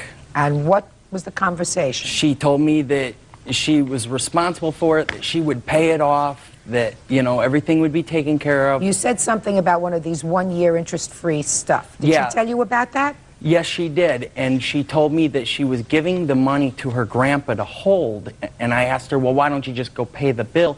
She says, well, I'll spend the money that way. If he holds it, I will pay it off at the end of the year, the whole sum. So I kept getting these bills, you know, no interest. It was 15-something, 15-something. Now all of a sudden the year's up, and now I get a bill. My last bill was for, now that they added interest, $2,398.01. So what happened to Grandpa? Your Honor, I borrowed money from my grandfather earlier before the relationship had ended. I paid back the money that I owed my grandfather, and my mother and my grandmother was trying to get me into some kind of fund as far as putting a little bit away a week so that I would have some money left over for myself. I never said anything to the plaintiff about that. Well, sure you did. Ms. Hatch, of course you did. You want to know why I know that you did? Because how would he have known that you were giving money to your grandfather? Because, I'm sorry, Your Honor, when the relationship had ended, the plaintiff and I were still having phone conversations. We were still talking, and I was telling him about my situation with my grandfather. We were still on a personal level where we could talk to each other at the time. That is completely wrong, because I was talking to her before I got the bill. All of a sudden I got the bill, I went to her work. She told me that afterwards. I went to her a couple times about it, and so why don't you pay for she your was going to furniture? take care of it. Your Honor, through the 4.5 years of the relationship, we both established credit together. We worked. We shared mutual expenses. We bought roughly around $6,000 to $7,000 worth of furniture and stereo equipment. That is wrong. Just a second. And I Your don't Honor, understand what your defense is to this. My defense is we had an agreement that I could make these purchases on there. I left him. You mean an open-ended agreement that you? It was a verbal agreement, Your Honor. You mean that you could go and charge whatever you wanted to charge, and that he would pay the bill? That's what you're telling me? Yes, Your Honor. So then why, if you think that that was your agreement, why would he come to your place of employment to question you about it? Your Honor, every time he would try to come in, I was either getting verbally harassed or physically. That's not what I asked you, Ms. Hatch. Don't try to think of an answer while making something else up. No. He came to your place of employment when he got this bill. Yes. And you had a conversation with him. And in that conversation, you told him that it was an interest-free loan for a year. Yes. Right? Yes, Your Honor. Okay. So he came to your place of employment and said, "What is this?" Which suggests to me that he was really surprised that in April you went and charged all this stuff. He knew. I about hit the floor when I got the bill. Just a second. He was surprised. He knew that I was making those purchases. Just a second. In what month and year did you separate? April of 1999. So are you telling me the same month that you separated, you went and charged all these things? Your Honor, when I left with the clothes on my back. Whatever we had established together in the 4.5 years was left behind. I told we him didn't establish nothing together. Now, just a second. Now I want to find out about that, because I want to see whether there is a certain fairness and equity. How long did you live together? 4 years. She lived with me about 2 years with my mom, and then we moved out the last 2 years. The last 2 years, our relationship wasn't that good. She moved out a few times back. Just a second. And let me ask the questions and get the information that I need. All right. Okay. So you lived together for 2 years on your own. Yeah. What kind of work were you doing in 98 and 99? I'm a union carpenter. And how much did you declare that you earned in 1999? $48,000. And what kind of work were you doing? At the time, I was waitressing in different restaurants. So you weren't working all the time? I was working all the time. Yes, Your Honor, I was. And how much did you declare that you earned in 1999? Well, on my W-2s that they send to you and then tell you that how much you made for the year, on my W-2 forms, it only said that I had made not even $5,000. So the year before, did you file taxes? Yes, ma'am, I did. And how much did you earn in 1998? I believe it was $9,277. I work off the tips, Your Honor. In 1998, you remember that it was $9,277 in 1998. But in 1999, you think it was around $5,000. I believe so through my W-2s from... You said you believe so. It's just interesting that you remember the exact amount of your tax returns 2 years ago, but not last year. I just find that interesting. Don't you find that interesting? Very interesting. Well, yeah. Judge Judy continues in a moment. I think you did make these purchases. Then I think you went and got married and you said, hell with him, let him deal with it. May I say something, Your Honor? Sure. Make sure you don't get yourself into any deeper hole than you already are. And later today, It was late at night. I had crashed on the couch. Is that because you've been drinking? I had some to drink earlier that evening, yes. He was intoxicated. real cases, real people. Judge Judy. Timothy Crapo says ex-girlfriend Valley Hatch owes for unpaid charges for furniture. Valley says there was no agreement to pay back the money. Okay. What was the rent on the apartment where you lived? I paid all the rent and paid all the bills the last year and a half because she claimed that she couldn't pay her credit cards off of.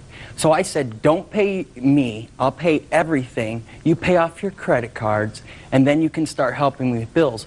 Well, towards the end of our relationship, I loaned her $1,000 to pay off her credit cards because she wasn't saying she wasn't getting them paid off. Just 1 second, let me ask another question. Miss Hatch. Yes. How do you get to work?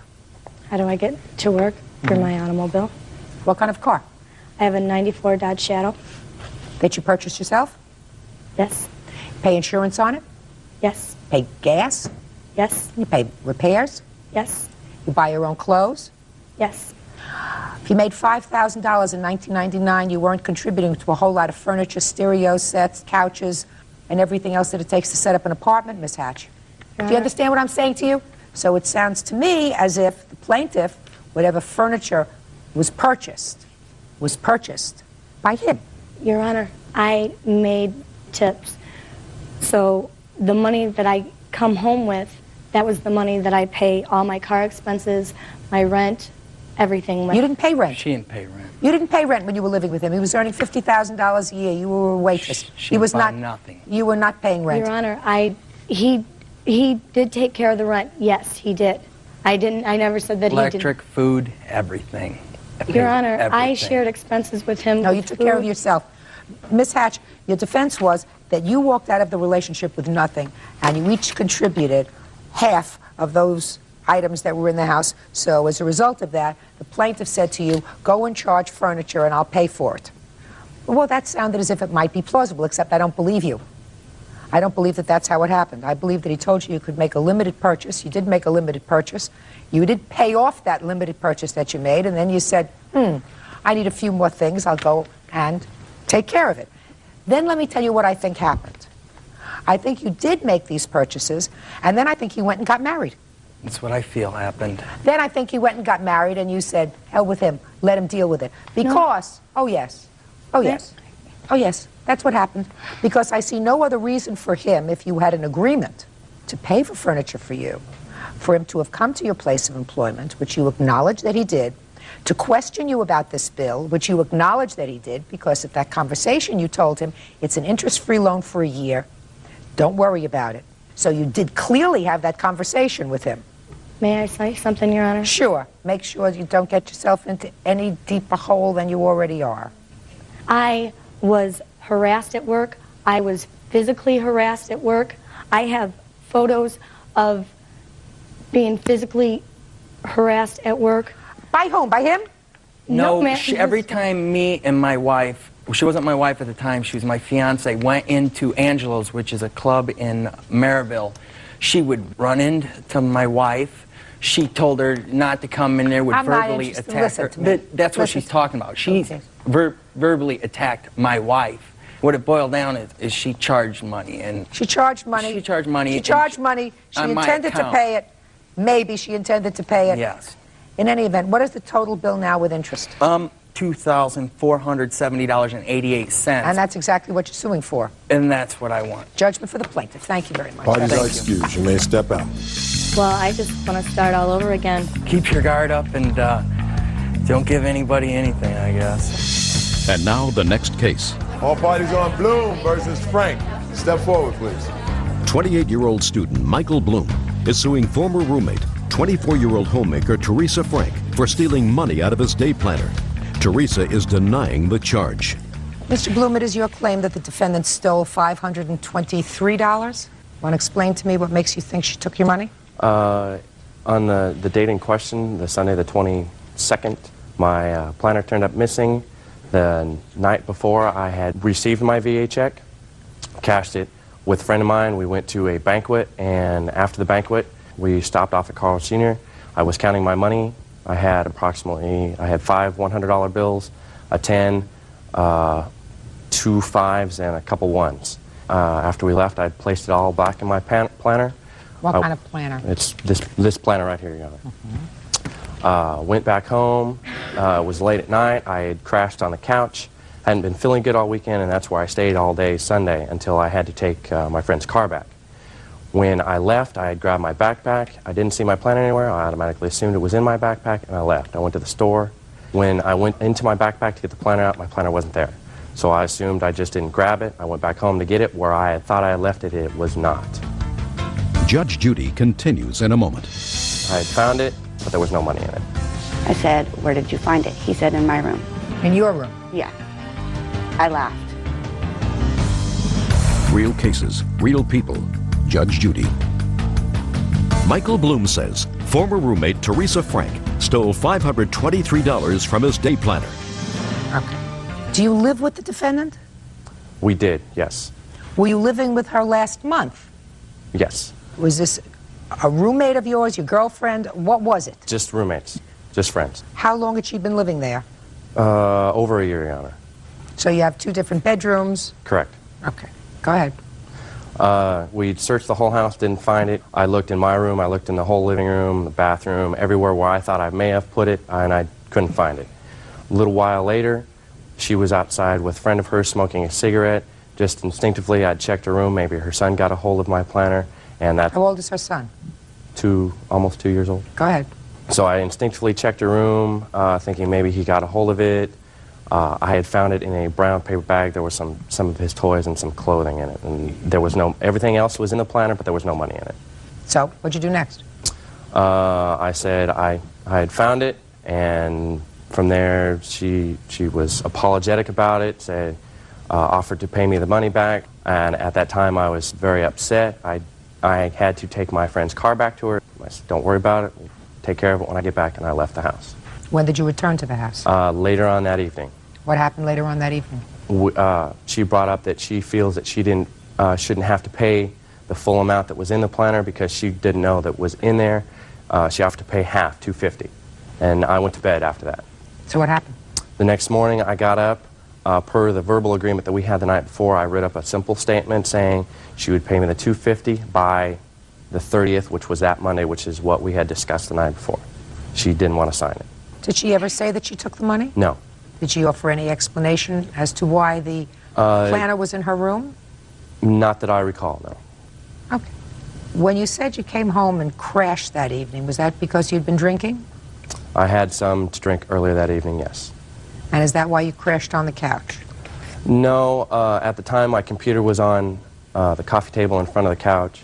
I was checking my email and watching some TV, and that's ended up where I crashed. All right, Ms. Frank, now I'll hear from you. He came in, he was intoxicated on Saturday night, the evening before the planner was missing, and we talked, he fell asleep. The next morning we got up, I went to the grocery store, and my girlfriend stayed there and watched my son. And when I came back, Mike was pulling in right behind me, and I asked him what he was doing back. He said it would be nice to have a license. So, was looking around. I asked while I was bringing the groceries in, "What are you looking for?" He said, "My planner." So me and my girlfriend were looking around the house, helping him look for his planner. We looked everywhere. prior to him going into my room, we had been in my room dumping out toy boxes because my son does get into, he has gotten his planner before and ripped everything out of it. So we were going through toy boxes, everything in my room as well as everywhere in the house. And we didn't find it. Well, I didn't know where else to look. I said, well, I'm going to go outside and smoke a cigarette. My girlfriend came with me. When we came back in the house, the planner was sitting on the couch. I said, well, isn't that your planner? He said, yes. I said, where did you find it? He said, in my room. In your room? Yeah. I laughed. Who was this girlfriend who was there with you? She's just a good friend of mine. When did she come to the house? She came there with me that day, and she was watching my son and her daughter while I went grocery shopping. She was there by herself. Did you ask her whether she took your money? Yes, I did. What'd she say? She said no. Could she have taken your money? It's highly possible, Your Honor. Anything's possible, I suppose. Judge Judy will continue in a moment. Okay, so let's talk about this for a minute. Had you gotten VA checks before? Yes, I have. Had you cashed them before? Yes, I have. Did you keep the money in the planner? Yes. Any money ever missing before? My planner has come up missing before. No. Any money No, ever not missing? the money specifically, no, Your Honor. So if no money had ever been missing before in the year that she had been living with you, and if there was at least one other adult in the house, why would you assume that it was her? I didn't make no assumptions, Your Honor. I was going on the best evidence that I had at the time. Just a second. When you came home, her friend, who was also babysitting, was in the house. That is correct. And was in the house for quite some time alone. Correct. So it is possible, Mr. Bloom, that, and I'm not attributing this to your friend, but it is possible that the friend found your planner, took the money, and put the planner in a bag in the room. Correct. So how can I find in good conscience, sir, by proof that is even a preponderance of the evidence, that she stole it? How can I find that? I don't know, Your Honor. I don't know either. You just answered the question. Thank you very much. The case is dismissed. Thank you. Parties are excused. You may step out. Judge. Case number 372 on the calendar in the matter of Shufflin versus Bailey. Parties have been sworn in, Judge. You may be seated. Sir, have a seat, please. Mr. Shufflin, it is your claim that the defendant, with whom you were involved romantically, had borrowed at some point $300 from you for some medical bills as a result of a car accident that she had had. You are no longer involved romantically. You claim that she made one payment to you. I believe you said the payment was $60. Is that right? Yes. And so she still owes you $240. Yes. She says no way. When did you start to date her? In about May. I'm not sure exact date, but in May. Of this year? Last year. And when did you make her this loan? As far as I can remember, it was about June. Of 99? Of 99, yes. And tell me the circumstances surrounding the loan. Okay. She must have told you that she needed money.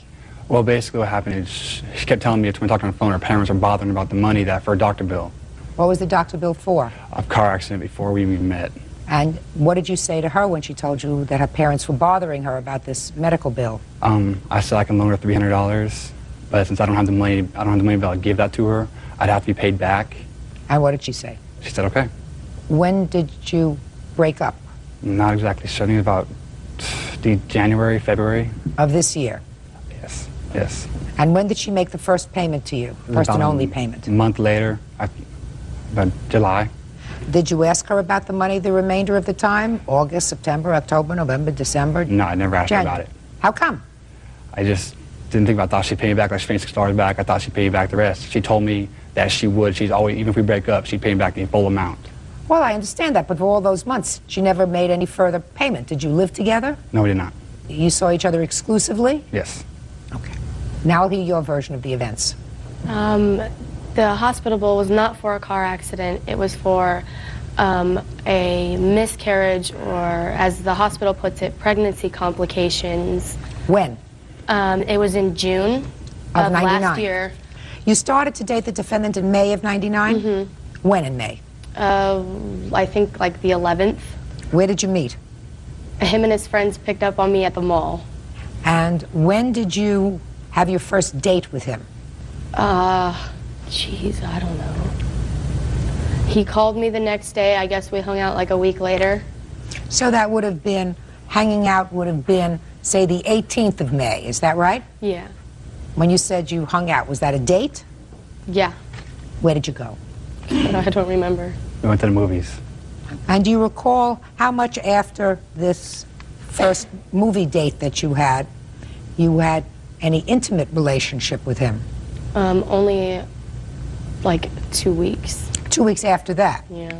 All right. 2 weeks after that would have brought you to the end of May, correct? Now I'll see your paper.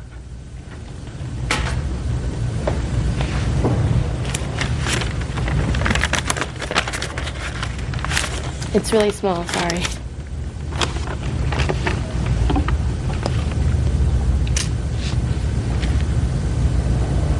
When did you go into the hospital? The 23rd of July.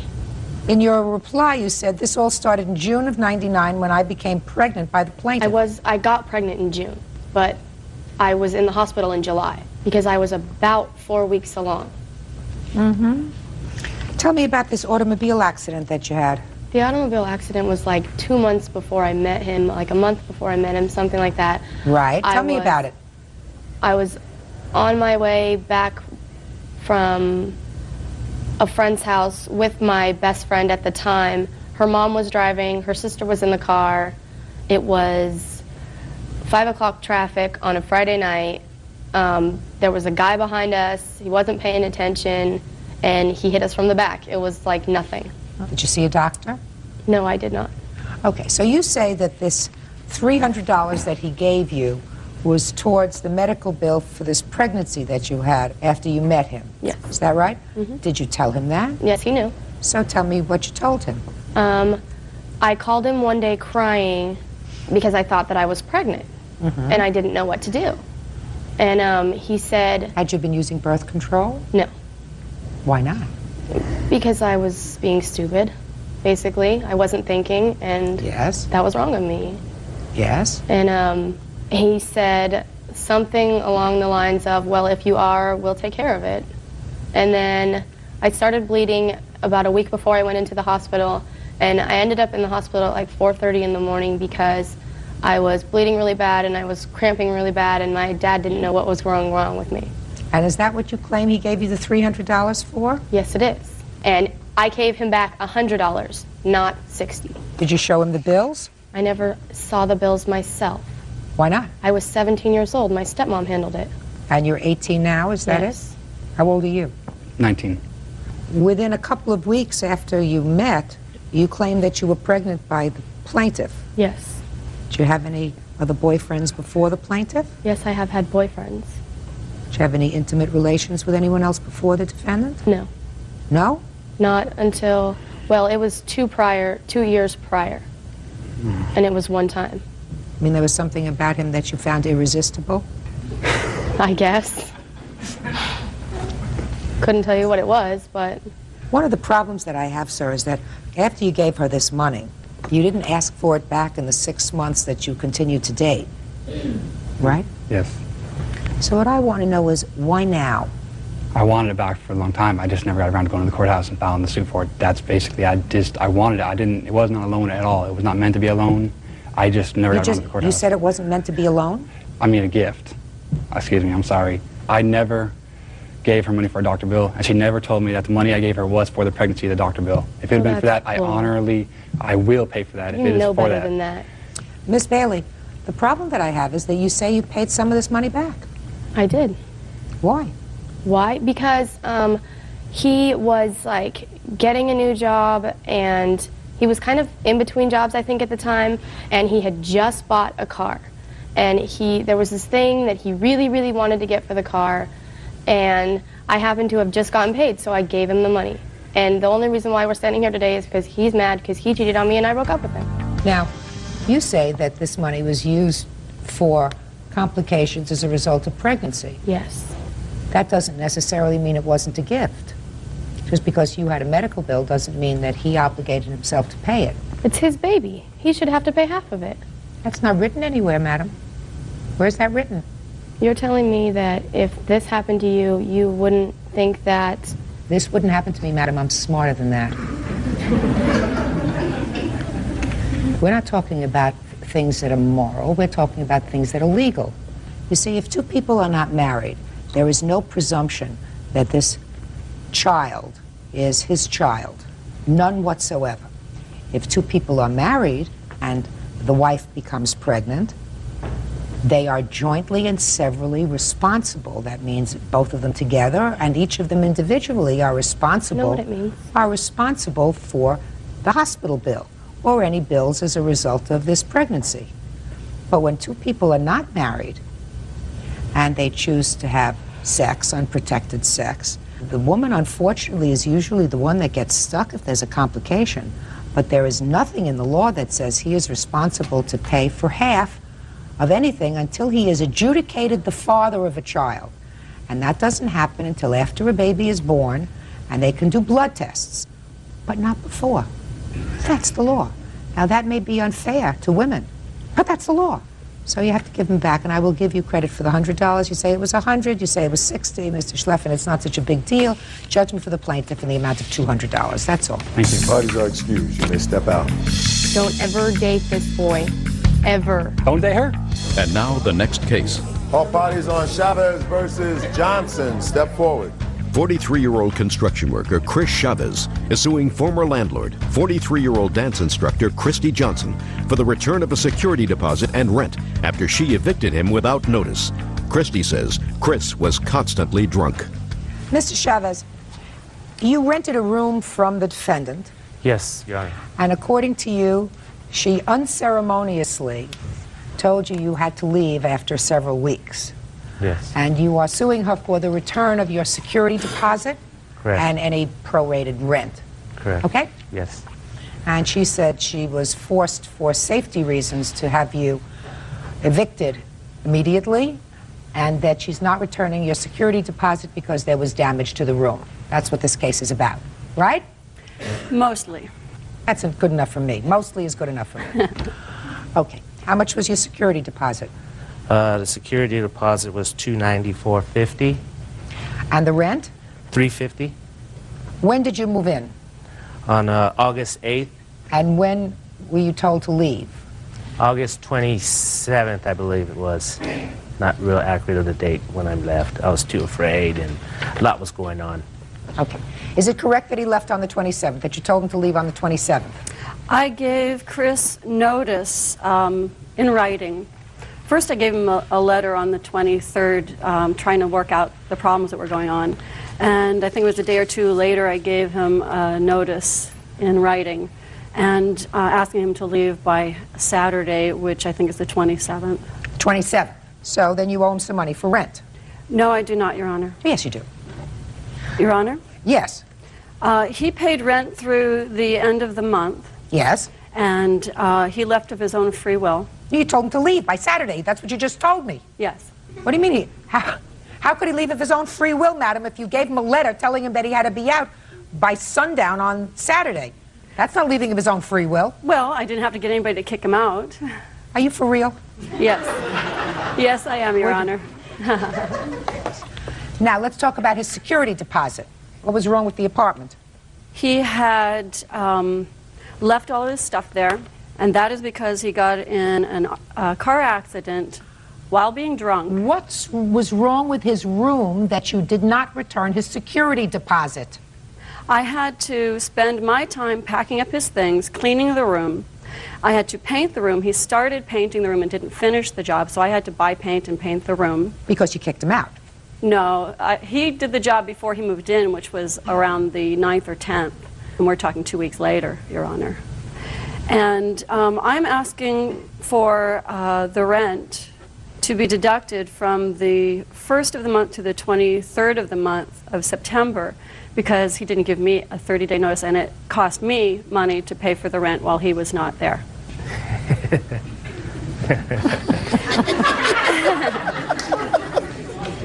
Get real. Real cases, real people. Judge Judy. Chris Chavez claims former landlord Christy Johnson evicted him without notice. Christy says Chris was constantly drunk around her children. Go ahead. I have a letter here that I gave him on the 23rd of August that outlines the fact that he had been Can I see the letter, please? Sure. Drunk in my home for several days, had not gone to work, had lied to me, had totally misrepresented himself to me. Just a second. Mm-hmm. I'm writing this note because it seems that you have a hard time talking to me, or maybe anyone, about what's going on with you. I know that you are having a hard time right now and invite you to talk to me about the big stuff in your life. Go deeper in your conversations with me. I don't want to live with someone who clams up and holds up in his room for days on end. I am concerned about you. This is not what you write to a tenant. You write to a tenant, you're leaving your garbage in the hall, your dog is pooping all over the stairway, you know, because you leave food out, there are roaches all over the place. You don't write a tenant that you don't want to live with somebody who clams up and doesn't want to talk to me. Well, Your Honor, he didn't talk to anybody for Who cares? about 6 days. He doesn't have to talk about it to a soul. Well, he lied to his boss. He told his boss that he couldn't come into work. What difference does that make to you? Well, the difference that it makes to me, Your Honor, is that he was drunk in my home, and I have 2 small children, aged 5 and 9. No, you don't say that here. Yeah. No, you don't say that here. You said, I am also concerned for my family. It is apparent to me that you have a drinking problem. We have also smelled cigarette smoke coming from your room. I have lived with drinkers, and I know the symptoms. I have been in enough bars in my life to know the smell of booze in the air. You try very hard to hide these facts, but you're not fooling me. It doesn't say that he did anything untoward towards you, did anything untoward towards your children, came home and threw up all over your living room couch. It said that you smelled alcohol on his breath and that you know the symptoms of alcoholism. Your Honor, the smell permeated the house. I also... Then you made a mistake in renting the room to him. I did make a mistake. Then what a landlord does is a landlord gives somebody 30 days notice and says, go and find yourself another room. I was afraid to let him stay in my house. Then how dare you even suggest to me that you want him to pay September's rent because he didn't give you 30 days notice? Doesn't that sound ridiculous to you? Not to me, Your Honor. Well, it sounds ridiculous to me. It probably sounds ridiculous for the other 10 million people who are going to watch this program, I think. I feared for the safety of myself and my children. It was very stressful. It was very scary. This man was drunk, and he urinated his pants and didn't know it. This man had sushi in his room for 3 days, smelled like a dead animal was coming out of his room. Okay. He was so drunk. I have receipts there that show that he, every day for 6 days, he bought a quart of Bacardi rum and Pepsi. He stayed in his room. How did you find those receipts? When I cleaned his room because he refused to take his stuff away. They were in the trash. You had an obligation to give him 30 days notice, Miss Johnson. Was half the room painted, sir? It was all painted except for the trimming, trim the edges. That's all I had to do to be finished with it. I read your papers, and I understand that you were going through a difficult personal time in your life. Yes. You were going through a separation from your wife? Yes. Your Honor, excuse me, he lied to me when he moved in. He did not tell me he was separating from his wife. He told me he was in a roommate situation, the house was being sold, and he had to leave. What difference does that make to you? Well, because it set up a lot of lies. He misrepresented himself as an upstanding young man who worked constantly, and he didn't do any of those things. And after doing research... You're a landlord, I madam. found many of those You're things not his wrong. companion. No. You're not his therapist. No. If he wants to tell you that he's living with 6 monkeys, that's his business. He doesn't have to tell you that he's separated from his wife. That information he doesn't have to share with you at all. No, he didn't, Your Honor. Right. You're absolutely right. But my question is, Mr. Shevins, did you drink a little too much during that period of time? No, I don't think so. I wouldn't drive. I just stayed in my room, worked on computer. Is what you're telling me is you knew enough that you had had too much to drink to drive your car? Exactly. I did not drive my vehicle. Your Honor, that's a lie. He drove his car while he was drunk. He got in a car accident. He told me while he was drunk. Has nothing to do. He's not your boyfriend, madam. No, he is He's not not my your boyfriend. He's a tenant. But he's dangerous, and he was in my home. He did not do anything dangerous in your home. He was bumping into walls. Oh, Miss Johnson, in my home. I would suggest that you not rent to anybody else. I am not, Your Honor. Good. It's the most ridiculous thing I ever heard. You throw him out and you want him to pay the next month's rent because he didn't give you 30 days notice. And I'm issuing a judgment for the plaintiff in the amount of $350.50. That's all. Parties are excused. The parties have been sworn in, Judge. You may be seated. You folks have a seat, please. All right, Mr. Ahrens, it is your claim that Mr. Payton assaulted you. Correct. There is sort of a companion case here that I will address either during this case or at some point immediately after involving a Mr. Spear. Is that you? That's correct. And you weren't actually there during the course of this whole event, but you allege your car got damaged by Mr. errands while he was drunk. When did this assault take place, sir? The assault itself occurred at 3 o'clock in the morning. I was with my friends. I need a date, sir. December 18th. At 3 in the morning. 12/18/04. Correct. Where were you? I was in the parking lot of the Hilton Hotel, located in Corvallis, Oregon. What were you doing there? My friend had a party right next door. It was his birthday party. And what time had you arrived at the party? 10 o'clock.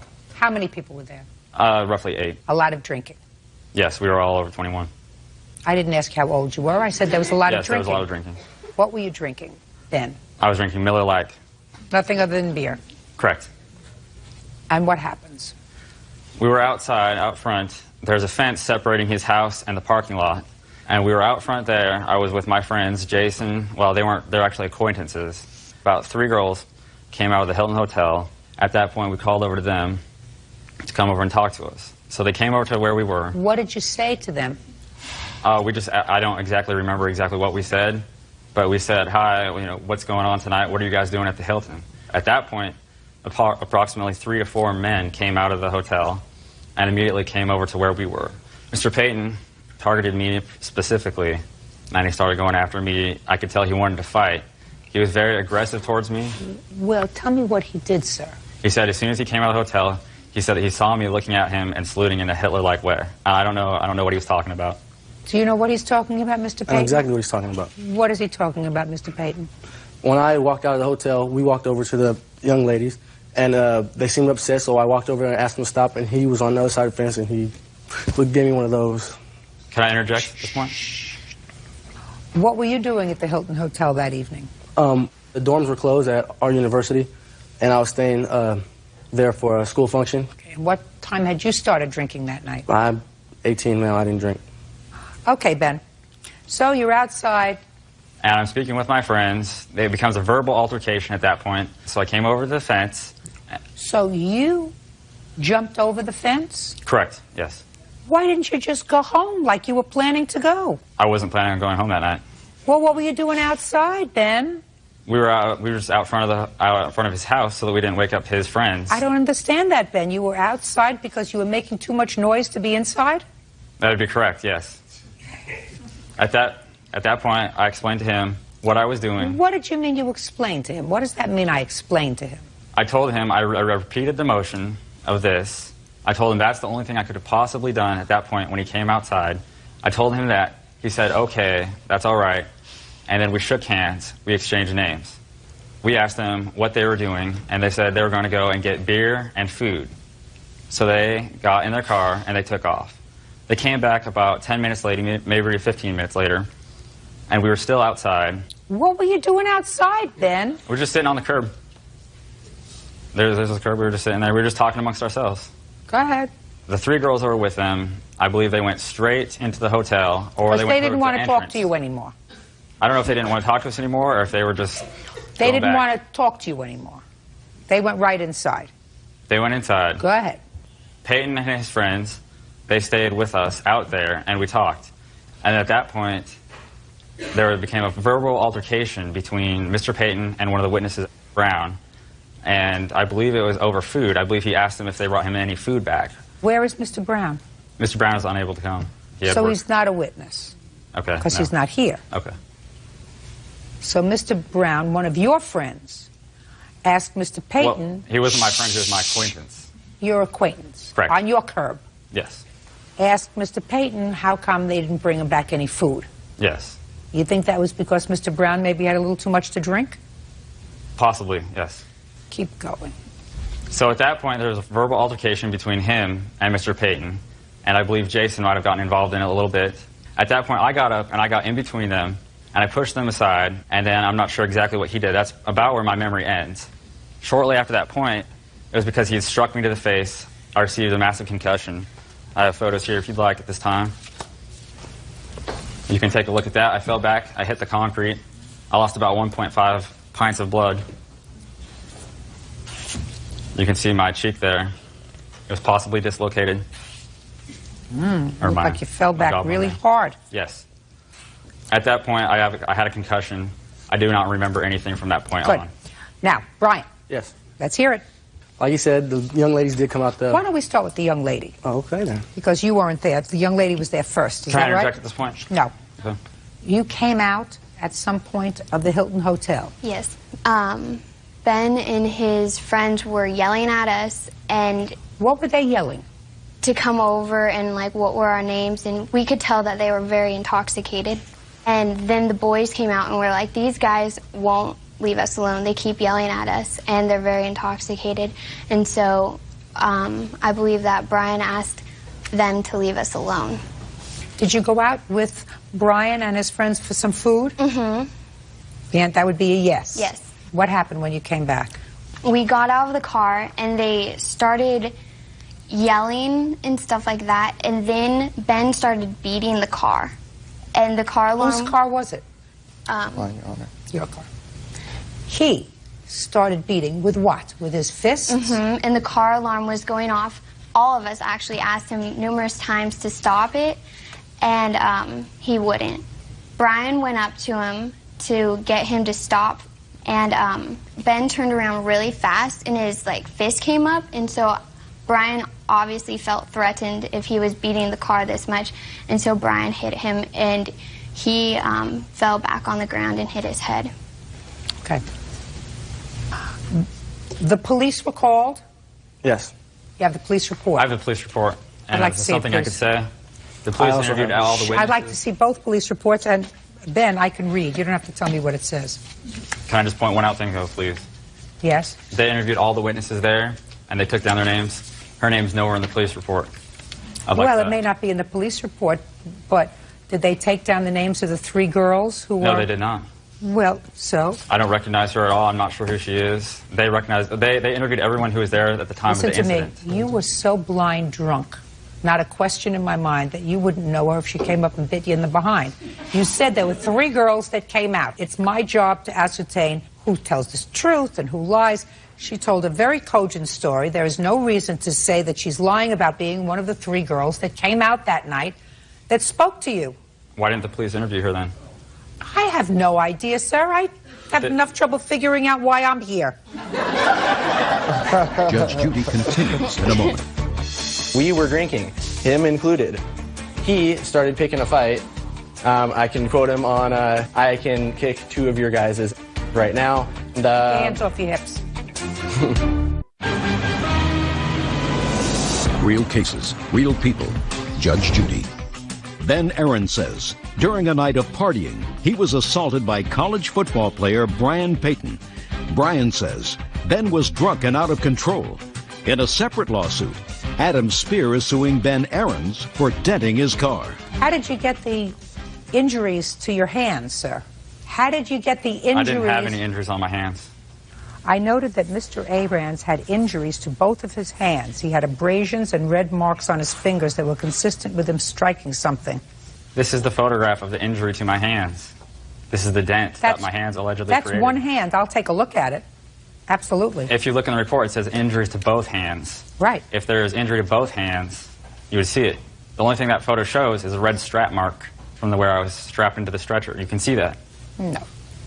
Police officer noted, sir, that there were massive dents on a car. That would be Mr. Spear's car. And the police officer said to you, did you strike that car? And you said, I don't remember. That was the answer that you gave to the police. Correct. Police also said that in addition to beer, you drank liquor.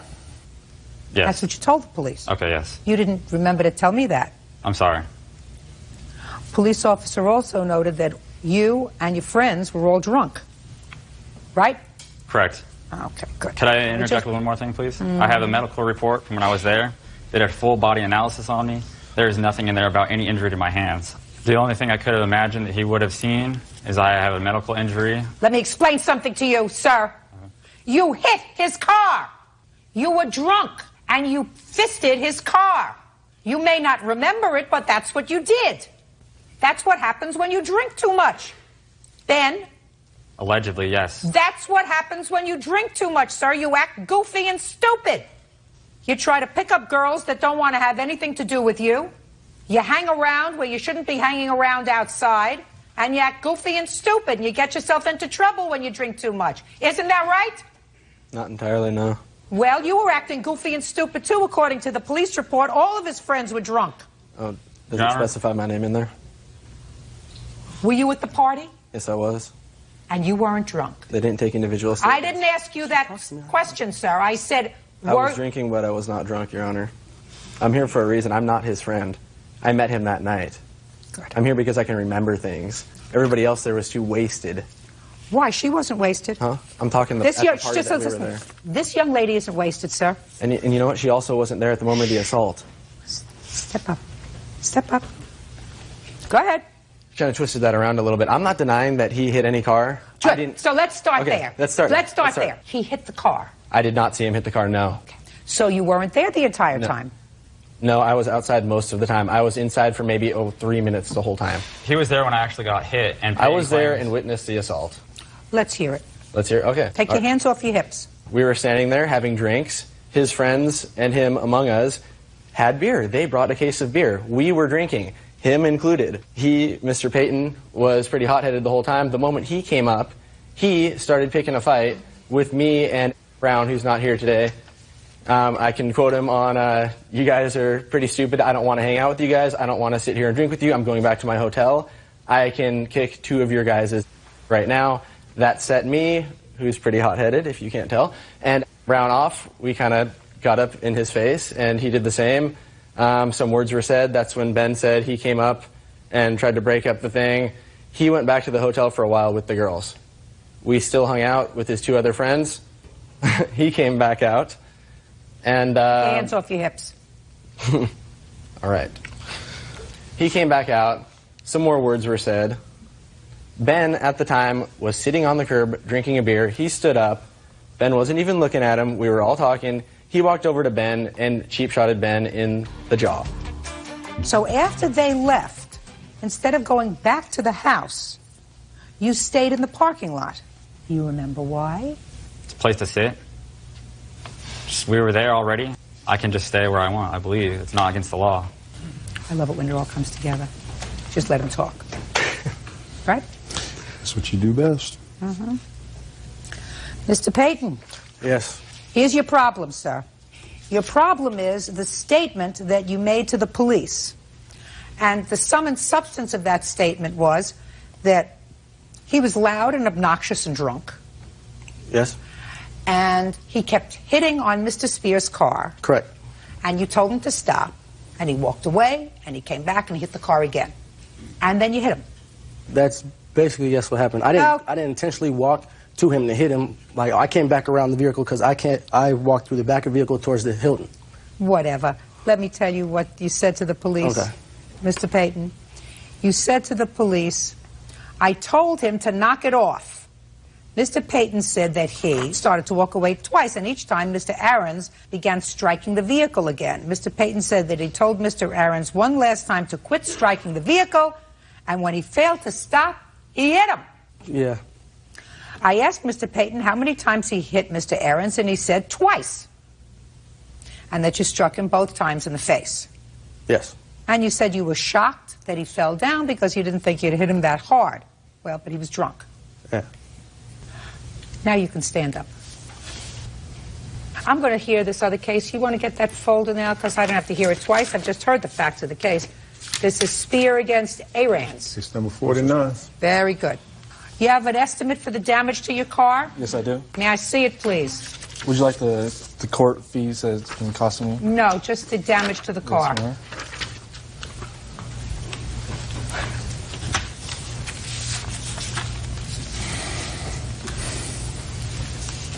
Who's Mr. Norris? Is he a friend of yours? Yes. Okay. Let me tell you what Mr. Norris told the police. It says in the police report, this is the interview. Mr. Norris stated that after Mr. Payton told Mr. Aarons 3 different times to stop hitting the car, he walked up and struck him in the face. Yeah, I'm not denying that I hit him. You can't do that. Brian, you can't do that. Now, do you have any unreimbursed medical bills, sir? Yes, sir. Or ma'am. Hand them up.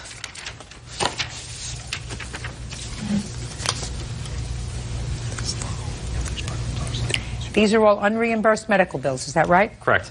You had no insurance. My insurance was denied, yes. No insurance. You go to school full time? Yes, ma'am. You have a job? No, ma'am. You can't hit somebody because they're damaging property. He has over $5,000 in unreimbursed medical bills. You have to take care of that. I say this to you, sir, that I think you behaved badly that night, but for the fact that this young man had no right to hit you, believe me, you would leave here today without a judgment. But the law is clear. You cannot defend somebody else's property with physical violence.